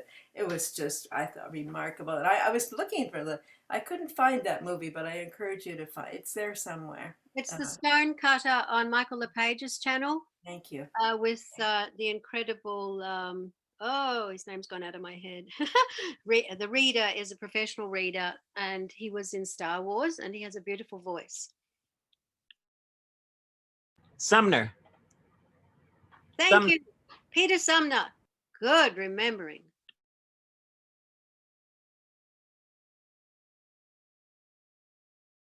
Go ahead, Betty. You're muted.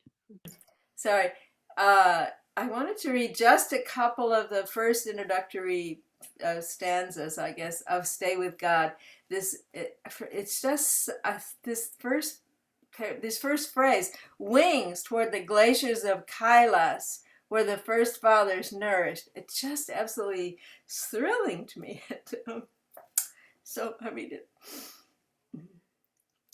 Wings toward the glaciers of Kailas, where the first fathers nourished the seed of God, and Siva gentled Ganga, and Parvati walked by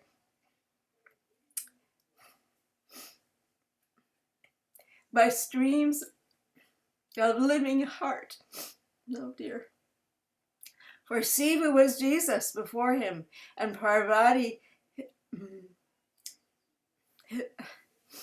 his loveliness in the earth. Dear. As was Rama, as was Krishna, as was Abraham and Zarathustra, and Buddha and Mohammed, and their loveliness. God's avatar, as is now, Baba, sing, Baba, your descent this time on earth.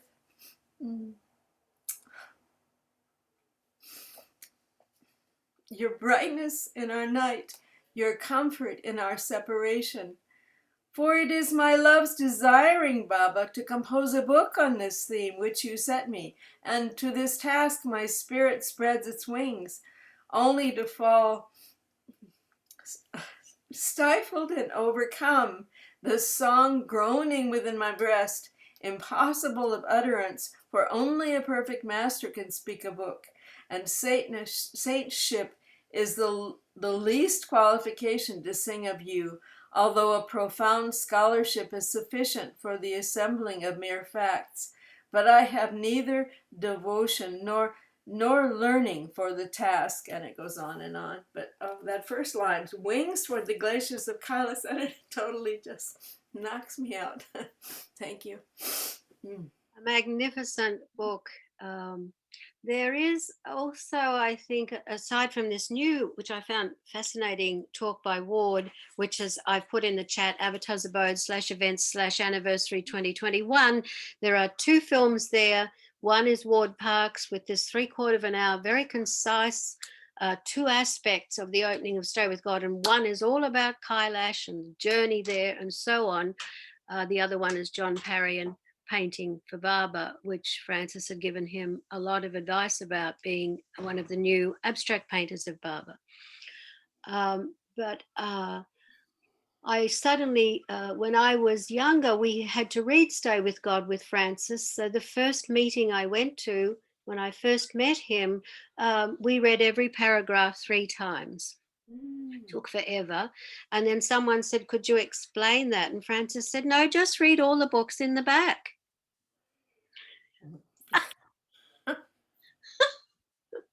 So we're scrambling to the American bookstore and whatever, trying to get hold of these obscure books to read every book in the back. The second time we read it, we just read it once. And I think the third time also, we just read it once. But then when we'd finished reading it, I discovered the coda. There's a little section in the coda for artists, all of the arts. In Australia, we just call it the arts. Artists are singers, painters, poets, textile artists, writers, all of the people inspired. You know, Betty's tears are inspired. So the poem goes into her heart and she floods and tears come out. This is the remarkable aspect of poetry. And whether you want or don't want, you are getting, Betty. Our wonderful, dedicated host, Betty. Stay with God in whatever shape He shapes you, and work your works within the boundaries of that shape. Ours is the shape of you, singing light through your hands, through your feet, imagining His image. Stay with God. Let the dream out the coming and the going of your forms or your millions of forms, for they are not you. Whoever stays with God, they're not you. Stay with God, stay with God. The coda is gorgeous. You could read the coda once a week. It's just a gorgeous thing at the end of Stay with God. And in Stay with God, we have three very rare things. We have three pieces of speech and writing by Baba at the beginning, in the middle, and at the end by Meher Baba that aren't published anywhere else in Stay with God. Is your Stay with God signed, Jack? His is signed too, Chris. But But they're not by very rare. Baba. Not by Baba. Yes, move it up. There it goes. Signed by Baba. Yes. They're Oh very my. rare, but they exist. Oh. I'll move it towards the, that's all right. Yes, they're very rare. But I think at one point, didn't you have a double sign one, Jack? No, what I had was one that was signed by Baba and by Kaikobad, Oh, wow. but it didn't belong to me. It was just given to me as a loaner to look after because it was in the lending library at Mehrabad. Oh, my And God. I had asked Nanakare, I said, someone's going to steal this. So we said, you look after this, and when the time's right, give it back. So a couple of years ago, I gave it back to the archives. But Rainey, I wanted to ask you a question. And I never asked you this before. I recall in Francis's last days, sitting in his cabin, that that Roy and I think Felix and I'm not sure who else, probably Peter. one of the Peters, got Francis to record all his works, or at least some of his works. Do you know whatever became of that? This would not have been in the last year, but everything is there. All of the archives of Francis Brabazon is a massive library. It's still being worked on. It's huge because of all his books, his records, and letters to him. Everything is kept. Everything is done. There's a huge team doing that constantly there because he would also write letters from Marizad, supervised by Baba, to the abiders, and so. I'm sure it's in. You have to ask David and go see that. One other thing that I recall, Francis used to write down little couplets Yeah. on pieces of paper. Yeah. They would pop into his noggin and he would write them down just on some scratch piece of paper. It could be the back of an electricity bill. Mm-hmm. And I asked him about that, and he said that when the thought came into his mind, he would just write them down. And some of them were later used in different places in his poetry and his prose. But two of them I remember very specifically, and they were both written on the same piece of paper, if I recall. And one of them said, "He is there when you stop asking where." And the other one was, "He is there when you stop asking when." And I don't know if they've ever been used anywhere. You might know that, but I thought that I've never forgotten those. And they're beautiful. Yes, there was a young chap who came into my shop, East West Bazaar, down on the beach, and he wanted to meet the one. He just wore. if Honey Bunny's here, he'd be pleased to know he just wore a diaper. He was Swedish with mountains of long curly hair. Are you there, Honey Bunny? Anyway, mountains of blonde hair and a Swedish accent and great big blue eyes, and obviously a yogi. You know, he was as flexible as a pretzel. Anyway, he wanted to meet the one, and I said, "Oh, Meher Baba, we have books here and posters. And this is in, you know, a bikini shop and a kaftan shop. But anyway, we had all that as well at East West Bazaar, and." He said, no, the one that writes the poetry. I said, well, I'd have to, it's his property, so I'll mention to him and come back and I'll let you know if I can take you there to meet him. And he said, all right, and he left. So I mentioned it to Francis, and Francis pulled out a cigarette paper, Jack, and he wrote him a note on a cigarette paper. And then Francis was very neat. He folded it very nicely and gave it to me to give to him. So sure enough, a little while later, back came the yogi, Swedish or Swiss, tall, blonde person in his diaper. I mean, nicely tied diaper. And he is such a big man, it must have been a baby sheet. I mean, really. And he said, so can I meet the one? And I said, well, he sent you a note.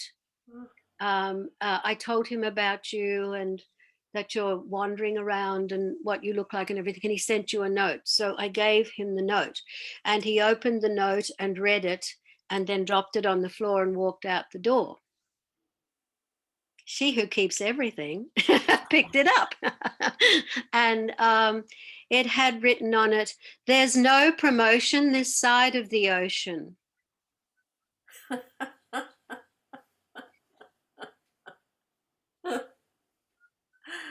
Wow. In a nutshell, a man of few words. Hey, Raine. Yeah. I'd like to hear a little bit your little times with Francis. Remember, you must have a million, but a few that might stand out, or your own experience, like maybe first meeting him, or. Well, when we first met him, when we first heard of him was in '69. We had moved 1,000 miles north away from Melbourne, which is sort of Boston-like, to the tropics, which is kind of, I suppose, the South-like, although it's more like Carmel in a way if it was tropical. And we went, and it's 100 miles north of Brisbane. In those days, there were just little tiny roads to Avatars Abode. Anyway, we heard very quickly through Di Simons and Sim Simons that Meher Baba had a place there. We went there. We didn't know he had a place there. We'd read the discourses through Adrian Rawlins and other books in Melbourne.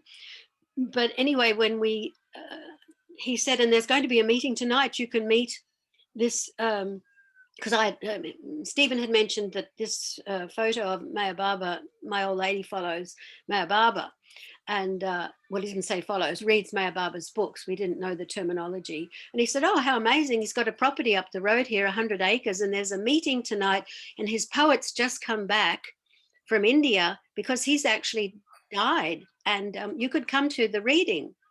Well, when we went to the reading, it was on the Shipways farm, which to get to it, you had to get through a sort of a smelly pig farm and mud to get to it. And it was pouring with tropical rain. And we get there and we go inside, and there's these people like you haven't seen since you were 7 or 8. I mean, really old-fashioned people in the country, in the far north, the deep north of Australia, Queensland. And they were just so quaint. They were just so adorable looking. And then over comes this man. Now, I had thought in my mind that Francis would be like a Sawn, a C.S. Lewis Sawn, tall and thin and regal, and because I crammed a bit before we went. And here was this lovely 5'5" man, and he was in a lovely little jacket, a wool jacket, and it was coldish, and a little tweed tie. Now, my father's in textiles. I knew everything was pure wool, and it was done because he knew that the journalist and his girlfriend from Melbourne were coming.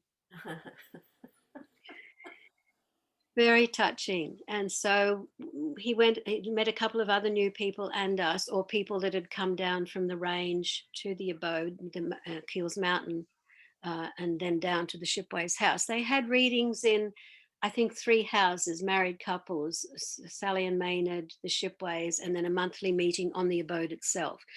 And so we went to the reading, and of course it was the 3 paragraphs. The paragraph read 3 times and stay with God. No clue at all. But anyway, when we met him, Stephen was tall, handsome, part Hungarian with mountains of long wavy hair. And he said, "How do you do?" to Stephen. But when he got to me, he went, "Oh, you look like a nice Irish girl. Do you make a good cup of tea? I bet you make a really good cup of tea." I said, "Yeah, I mean, I really can, like not herbs and everything. I can really make like real tea, good hot tea." "Oh, good, then you're the chaiwala." I had no idea what a chaiwala was. And I said, "Oh, thank you, thank you." That was my first interaction with him. By the end of the night, it was like, my God, to think I said something silly at the beginning. This man is some sort of genius. It's just unbelievable, that he wrote this book that we can barely read, least of all comprehend. And the next thing I actually remember was, I think just 2 weeks later, was a meeting at the Bruford's house. So that meant we were on the property. And it was very cold. And I had a short sleeve woolen sweater with a skirt, maxi, of course, 69, November 69. And I just remember Frances saying to Stephen, "Doesn't she have a jacket?" And Stephen looked at me like I was a Martian and looked me up and down and went, "Oh, do you have a jacket?" And I said, "Well, we don't own very much. We were sort of giving everything away and being typical hippies." And he said, "You need to buy a jacket." That I remember. The next meeting, I think was the following week, was the monthly meeting. And that's when we met a much larger section of the community from Brisbane, from the ranges in back. Everything took a long time because there were dirt roads. It wasn't a highway to Abbott's Abode like now. And so that's when we saw music and Bob Welsh singing a couple of his jazz songs. And I realized this was a whole artistic tradition. This was not what we had been doing at all. This was something quite different. The first time I ever sang was at the Amartithi. My accompanist, chosen by Francis on his 12 string, was Chris Gray. Oh my goodness. Well, Chris Gray, it took him like 3/4 of an hour to tune up the 12 strings with me sitting there shaking like a leaf. And I had learnt Eileen. Eileen is Francis's baby sister that died in the country. And I had learnt to sing it. Anyway, I sang it, but I was physically, as Tony says, when Barbara's there, you'd shake. There's nothing. Pete Townsend said that. When I sing in Mundley Hall, I shake like a leaf. I was shaking like a leaf, and I sang, "The moon pales as she sails on her journey nightly. The dawn breaks, Eileen wakes, the sun rises brightly, and her soul to her heart begins a sweet singing. Today is the day which my darling is bringing." A beautiful song. And at the end of it, after making tea and everything, suddenly making tea for 50 people, Frances said to me, "So what is your background? Where does all this rhythm and melody come from?" And I said, "Oh, I was a trained ballroom dancer from 6 to 16. So rhythm is through me, But I'd sing in talent shows when I was little, but I thought of myself as a dancer." And he said, "Well, there's no room for ballroom dancing in the Maya Barber world. So there's no need to go on with that." But there's definitely a voice there that deserves to grow. So you go and have lessons And even in the end, try and get that ticket. That ticket is a diploma in whatever field you're in. Francis felt that if you had the ticket, you could get further or do more. And we found a local teacher, Mrs. Frame, and we all started going to her. This is before Sam days. This is before he showed up in 72, and having lessons from Mrs. Frame on the Sunshine Coast. The next anniversary was 1970 June, and that's when everyone came up from Sydney. Francis was very artistic as a producer. He would have, he did the anniversaries, the whole anniversary for 3 Friday, Saturday, Sunday night. And he'd have us doing the Friday night with a play or something. The Sydney people, once they were arrested, doing their things. And on the Sunday night, the best of and individual singers and other people.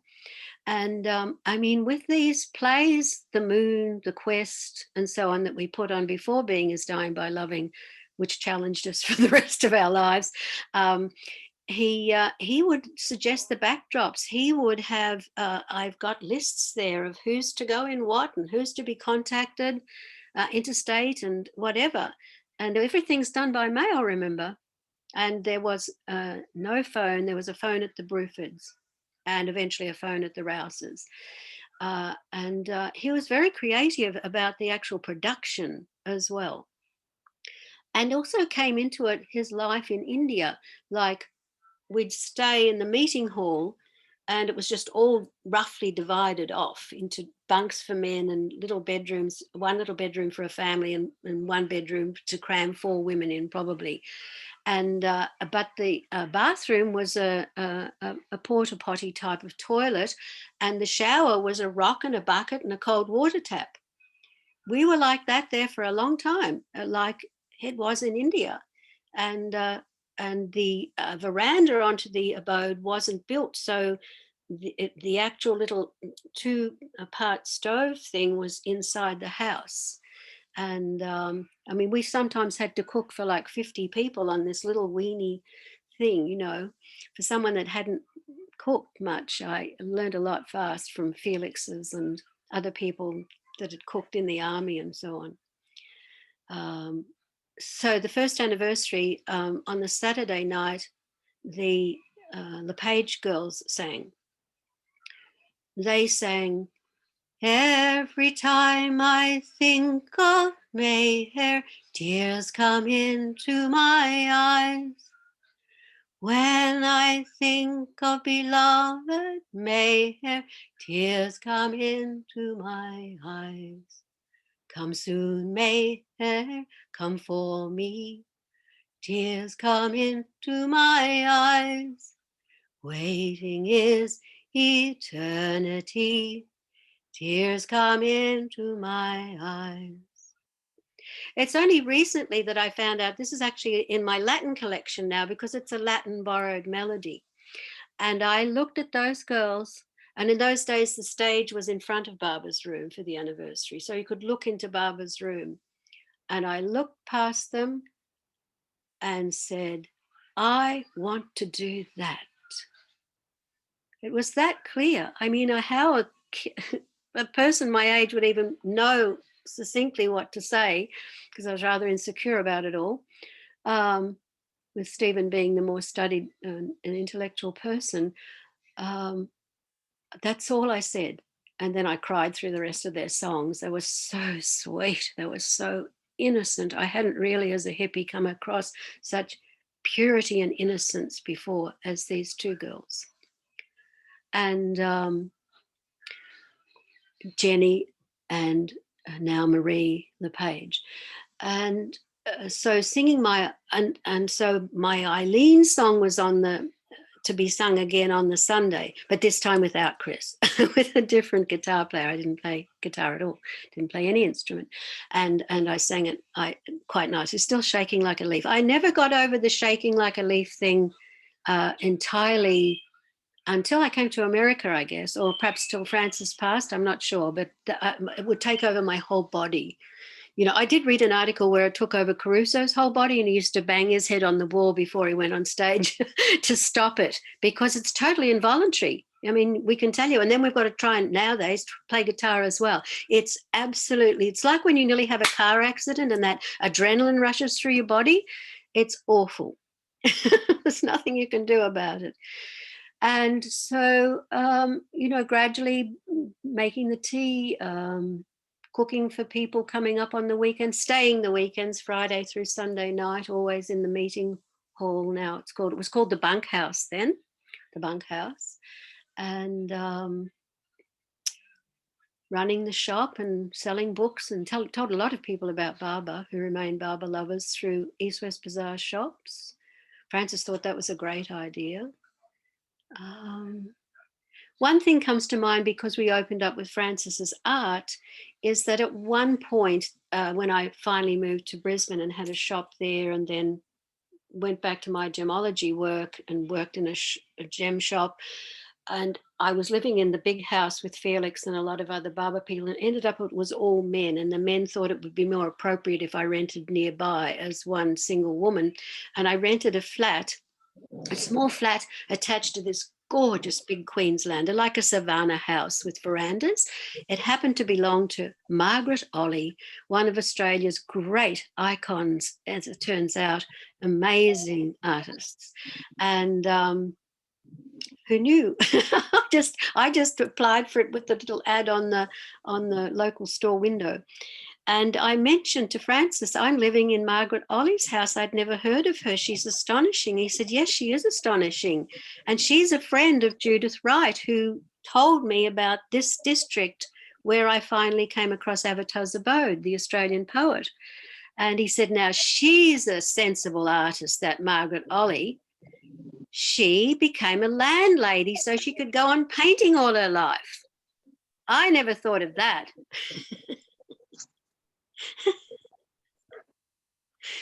Little things. I mean, the bigger things, were all, I mean, he could retort, but usually it was taken the wrong way. He had cornflower blue eyes and they'd sparkle. You'd know when it had humor to it.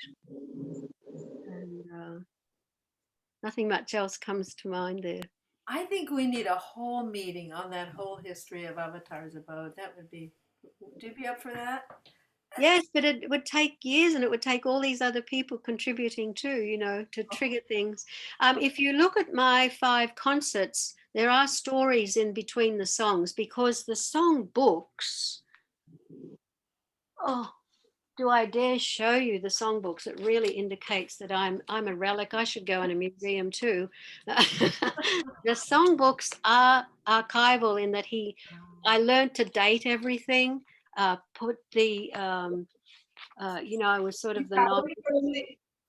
Date everything, Hymn to God the Man, 1,000 times in G, Francis, and the date in the songbooks. And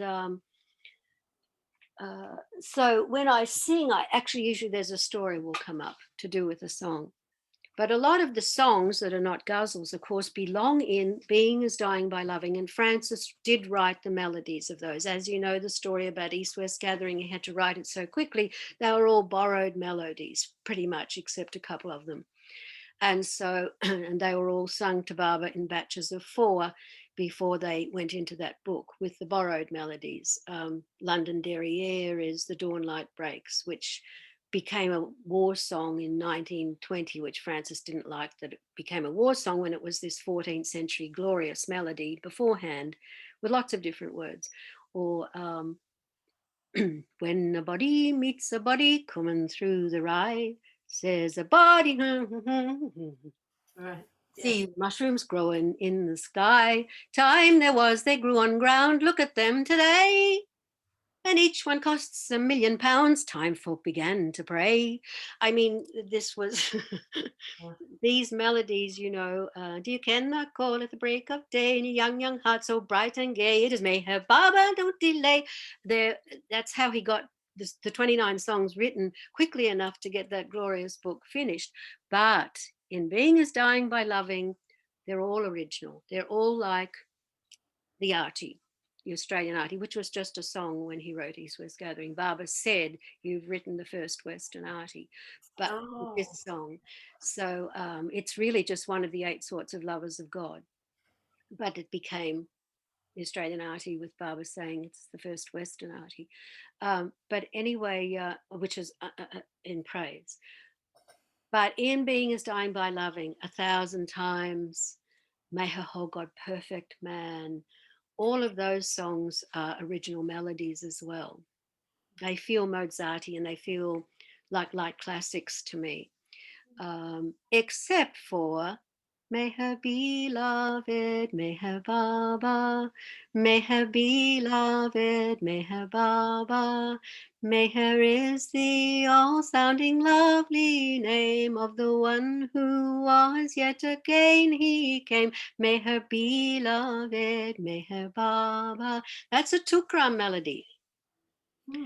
And it was to something or other, Sachi Boloda. So we were nuts about this in 1973. We heard this song and we just latched onto this song. And Francis said, "Oh, no, none of this Sachi Bolo with the Australian accent. I'll give you Western words for it."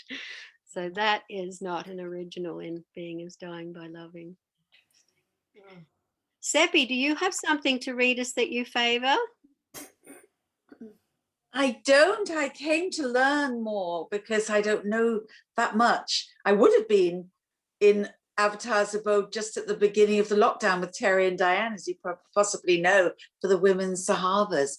But I feel so drawn to it, and I wanted to hear all the people who knew him, who'd met him, and it's inspired me to learn more about him and read more of his poetry and his ghazals. So thank you. Right. You've got some homework. You better memorize one of the poems. There's short poems in the beginning of The Beloved is All in All, and all these things. Oh, yes. AMBPPCT and Dust I Sing, and up it comes. AMBPPCT, The Beloved is All in All, and up it comes. There's no way out.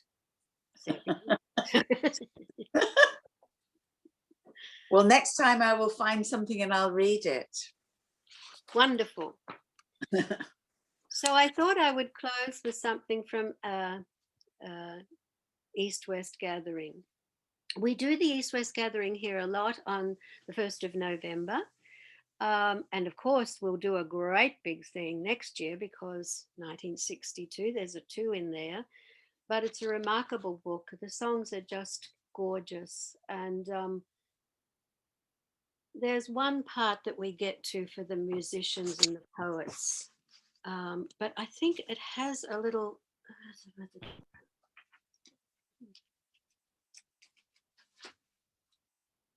Before Sam passed away, we had been working for many years on the original songs of the East-West Gathering by Francis Brabazon, because there's so many wonderful versions of all these songs by various people. We sort of had a feeling that perhaps the original versions, which seem a bit corny at times, might get lost. So I'd just like to do a little presentation to close from the back of the much used East-West Gathering. Francis used to have us cover our books, so they're covered. Baba came at 8 o'clock. The sadness of this farewell for the Westerners cannot be described. None expected to ever see their beloved again, yet the sadness was made shining, for the sun of his love was in their heart skies and would remain there through deaths and births till they were absorbed in its reality forever. The car moved only 100 yards. At last it reached the road, and the lovers gave up their attempts to grasp and hold eternity in their small hands, and they fell back.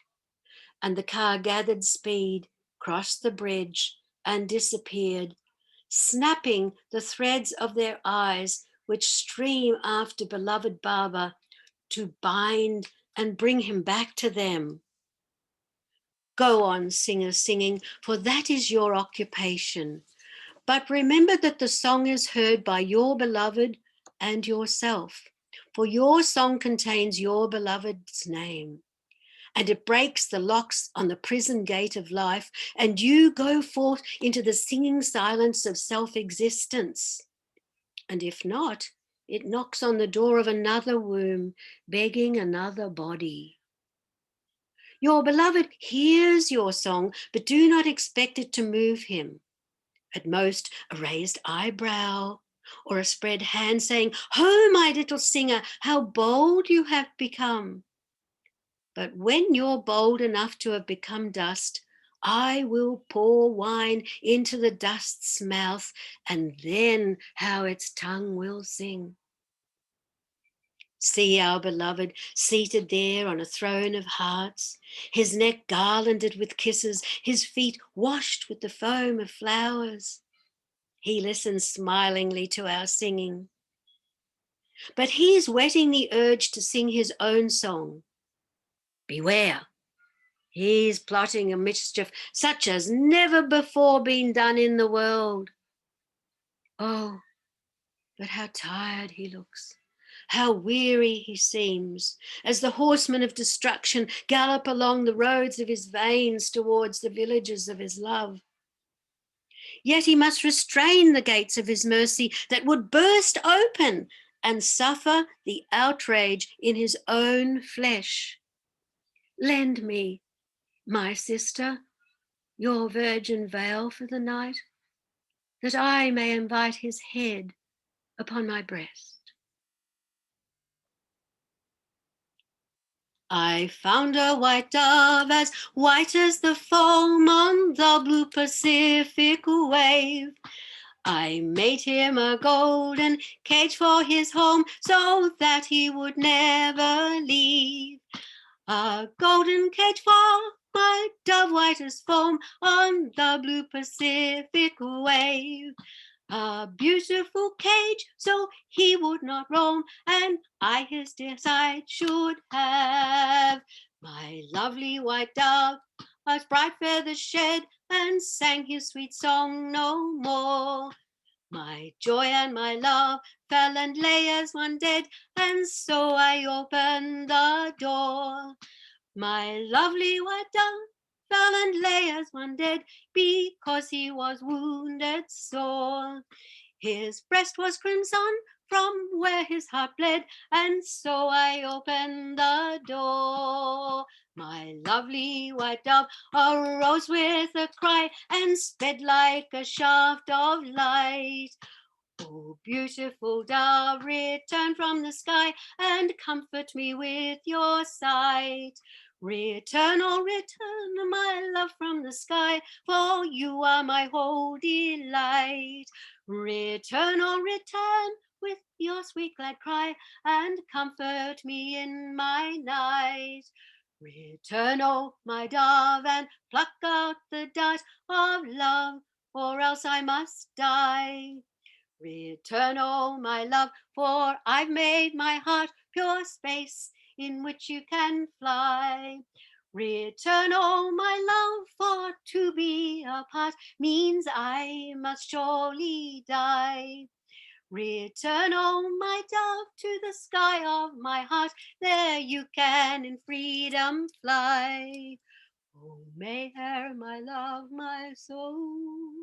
Oh, Mayher, my love, my soul. Oh, Mayher, our love, our souls. Oh, Mayher, our love, our souls. Jai Baba. Rosalie, can you tell us a story or read us a poem? Please unmute Rosalie.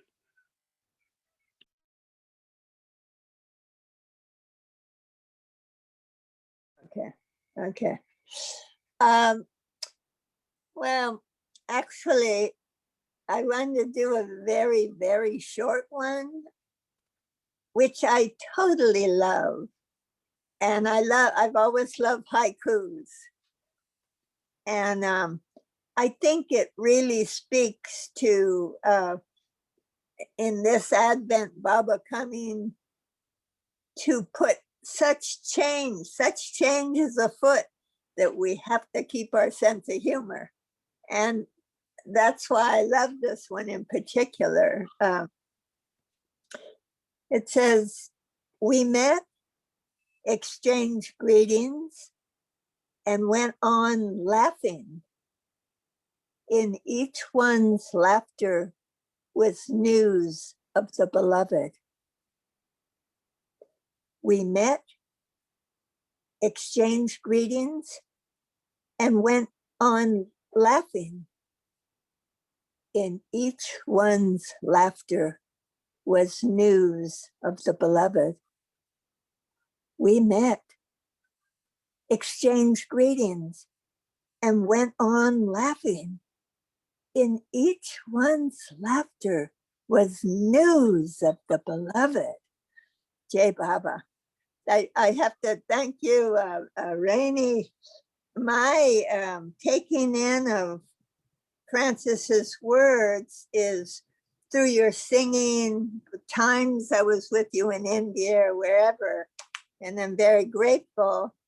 I'm very grateful that this was taped because it's important.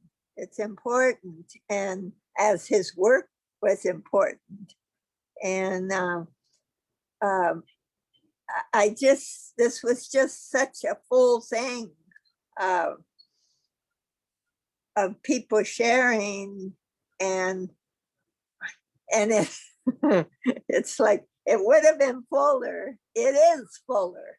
You know, it's like, it's just kind of awesome, these little exchanges, you know.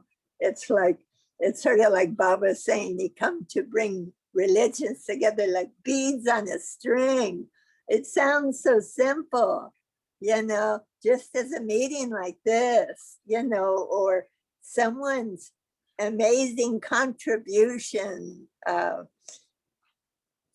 to as a beloved devotee of the avatar. It's just so awesome, you know. It just goes on. I remember getting an acupuncture treatment from a Baba lover, Jacko Coraco, and in it was like I was going to India on this white horse. Baba was taking me to India during this acupuncture treatment, and meeting the mandali, and then there was this flowering, and you think when it's finished, but no, it's flowering,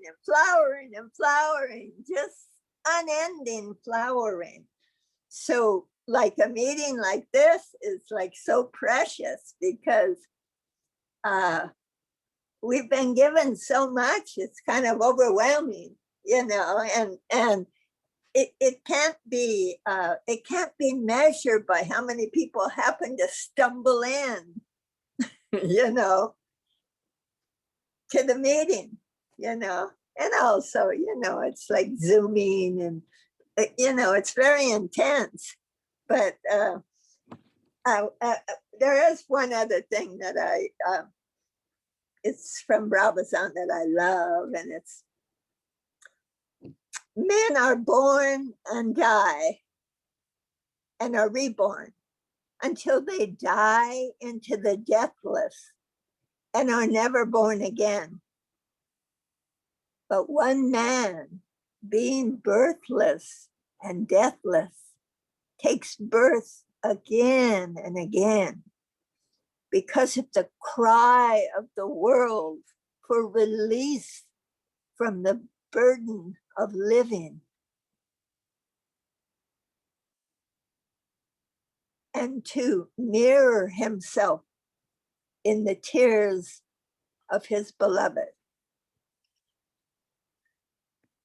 And one other thing that I especially liked was that when I learned it, I was so excited because when the Seventh-day Adventists come to the house, I wanted to give it to them, you know, because they want to tell you about Yahweh. And, you know. And it's so perfect. It says, love of God and knowledge of truth have always been spread through art, never by evangelism. Evangelism is message minus beauty of form. And so is no message.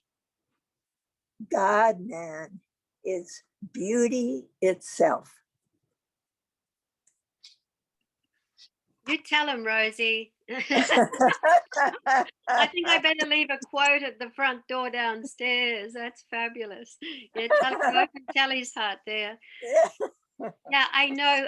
One of the things you quoted was from a Singing to the Eternal Beloved. For those of you that have it, it is a part A through A B C D F G through G, and it's a medley of songs. In the middle of it are three ghazals, not that finally got published somewhere else. For those interested, that's in the Beloved is all in all page 70, 71, and 72. So they're there. It starts out with and they're at section E in a Singing to the Eternal Beloved. But in those three ghazals, you're sort of taken from being an angel and a star through to God. They're astonishing, and they were given to Baba in 1968 for his last birthday, February 25th, 1968. And when we first went along, actually, Betty, this was what we had to learn, was a Singing to the Eternal Beloved, with Joanna Bruford teaching us and Felix teaching us the music. There you go. Felix learned to read music in the Swiss Army. And so, and it got roneoed and copied into these little signed books we were all given to learn it. That would be a good workshop, a Singing to the Eternal Beloved. We could PDF it again, Betty, and do it. Yeah. It's a fantastic piece. It's on a CD, a Singing to the Eternal Beloved. I found it on a tape, and it was Ted. Oh, I mean, I'm up there with the big guys: Ted Judson, John Connors, Lorraine Brown, Judith Shotwell, Wendy from England. Wendy, what's her name? Wendy. Anyway, there was like 8 of us, and we put it on at the Mundley's request in 1985 or 86 or something, and it's on a CD, a Singing to the Eternal Beloved. And then we could do a little workshop. Anyway, we should be closing because people have to get ready for Jamie and Raine, one question, because this I wanted to share, and it's short, but you'll remember it. His art contains all space within the human heart. But do it, the rest of it, because I don't want to get it wrong. Okay. One sec. And I'll do it, but I have to pull it out of the shell. What is it from, Raine? It's from a Singing to the Eternal Beloved. This funny little book is what we were given. And we were all given, each one had a different photo, and I'm sure it's so perfect Felix did it. And I think it's section G, B, C, poem. He is the beautiful beloved whose art contained all space within the human heart, the place of singing and the place of pain, the place of waiting for his grace's reign. Every section of this, this has spoken word and singing, and but in the middle of it, as I said, in section E, we have these 3 ghazals, and I was always doing them thinking they'd be lost, but finally they were put in The Beloved is All in All, page 70, 71, and 72, I do believe it is.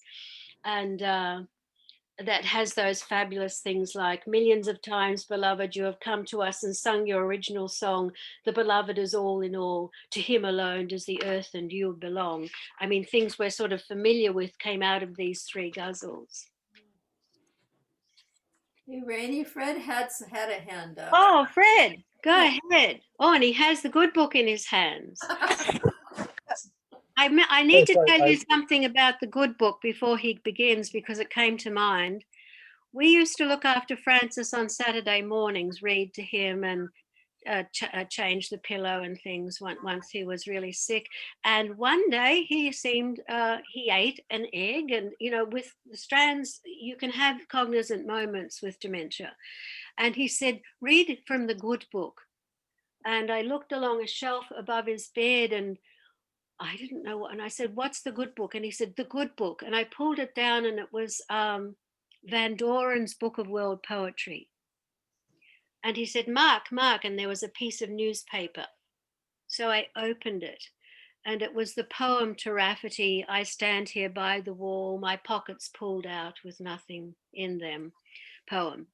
But then he said the page number. Oh. Go Wow. ahead, Fred, the good book. Yeah, this is from Stay with God, The other page good book. 87. The other good book. The pious and the materialist have their reward, and the perfume seller on the street corner has occasionally the eye of love, returning his bright glances. But we who have no love, nor piety, nor hope of rewards, nor work in the service of the perfect master, so he has advised us to leave it to him. As aforetime, he told us to take no thought for tomorrow.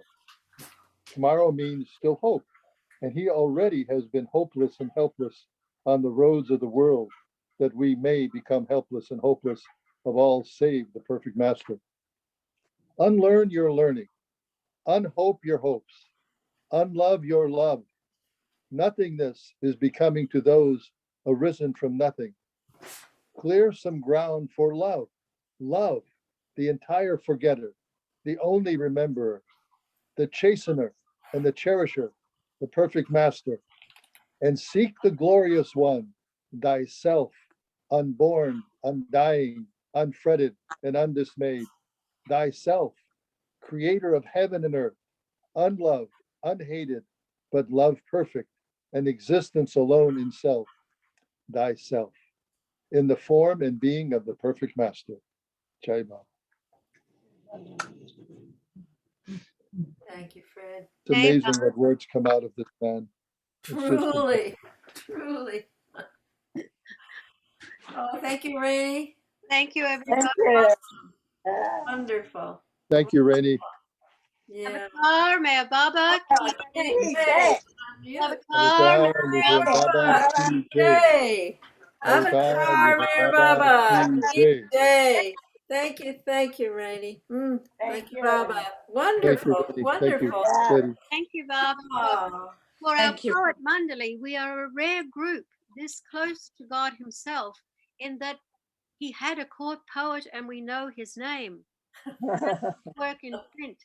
This we do not know of from the avatars. It might have happened, but yeah. this one, we're here. It's now, and we know, and it was written. And he said, "I have written very well through you, Francis."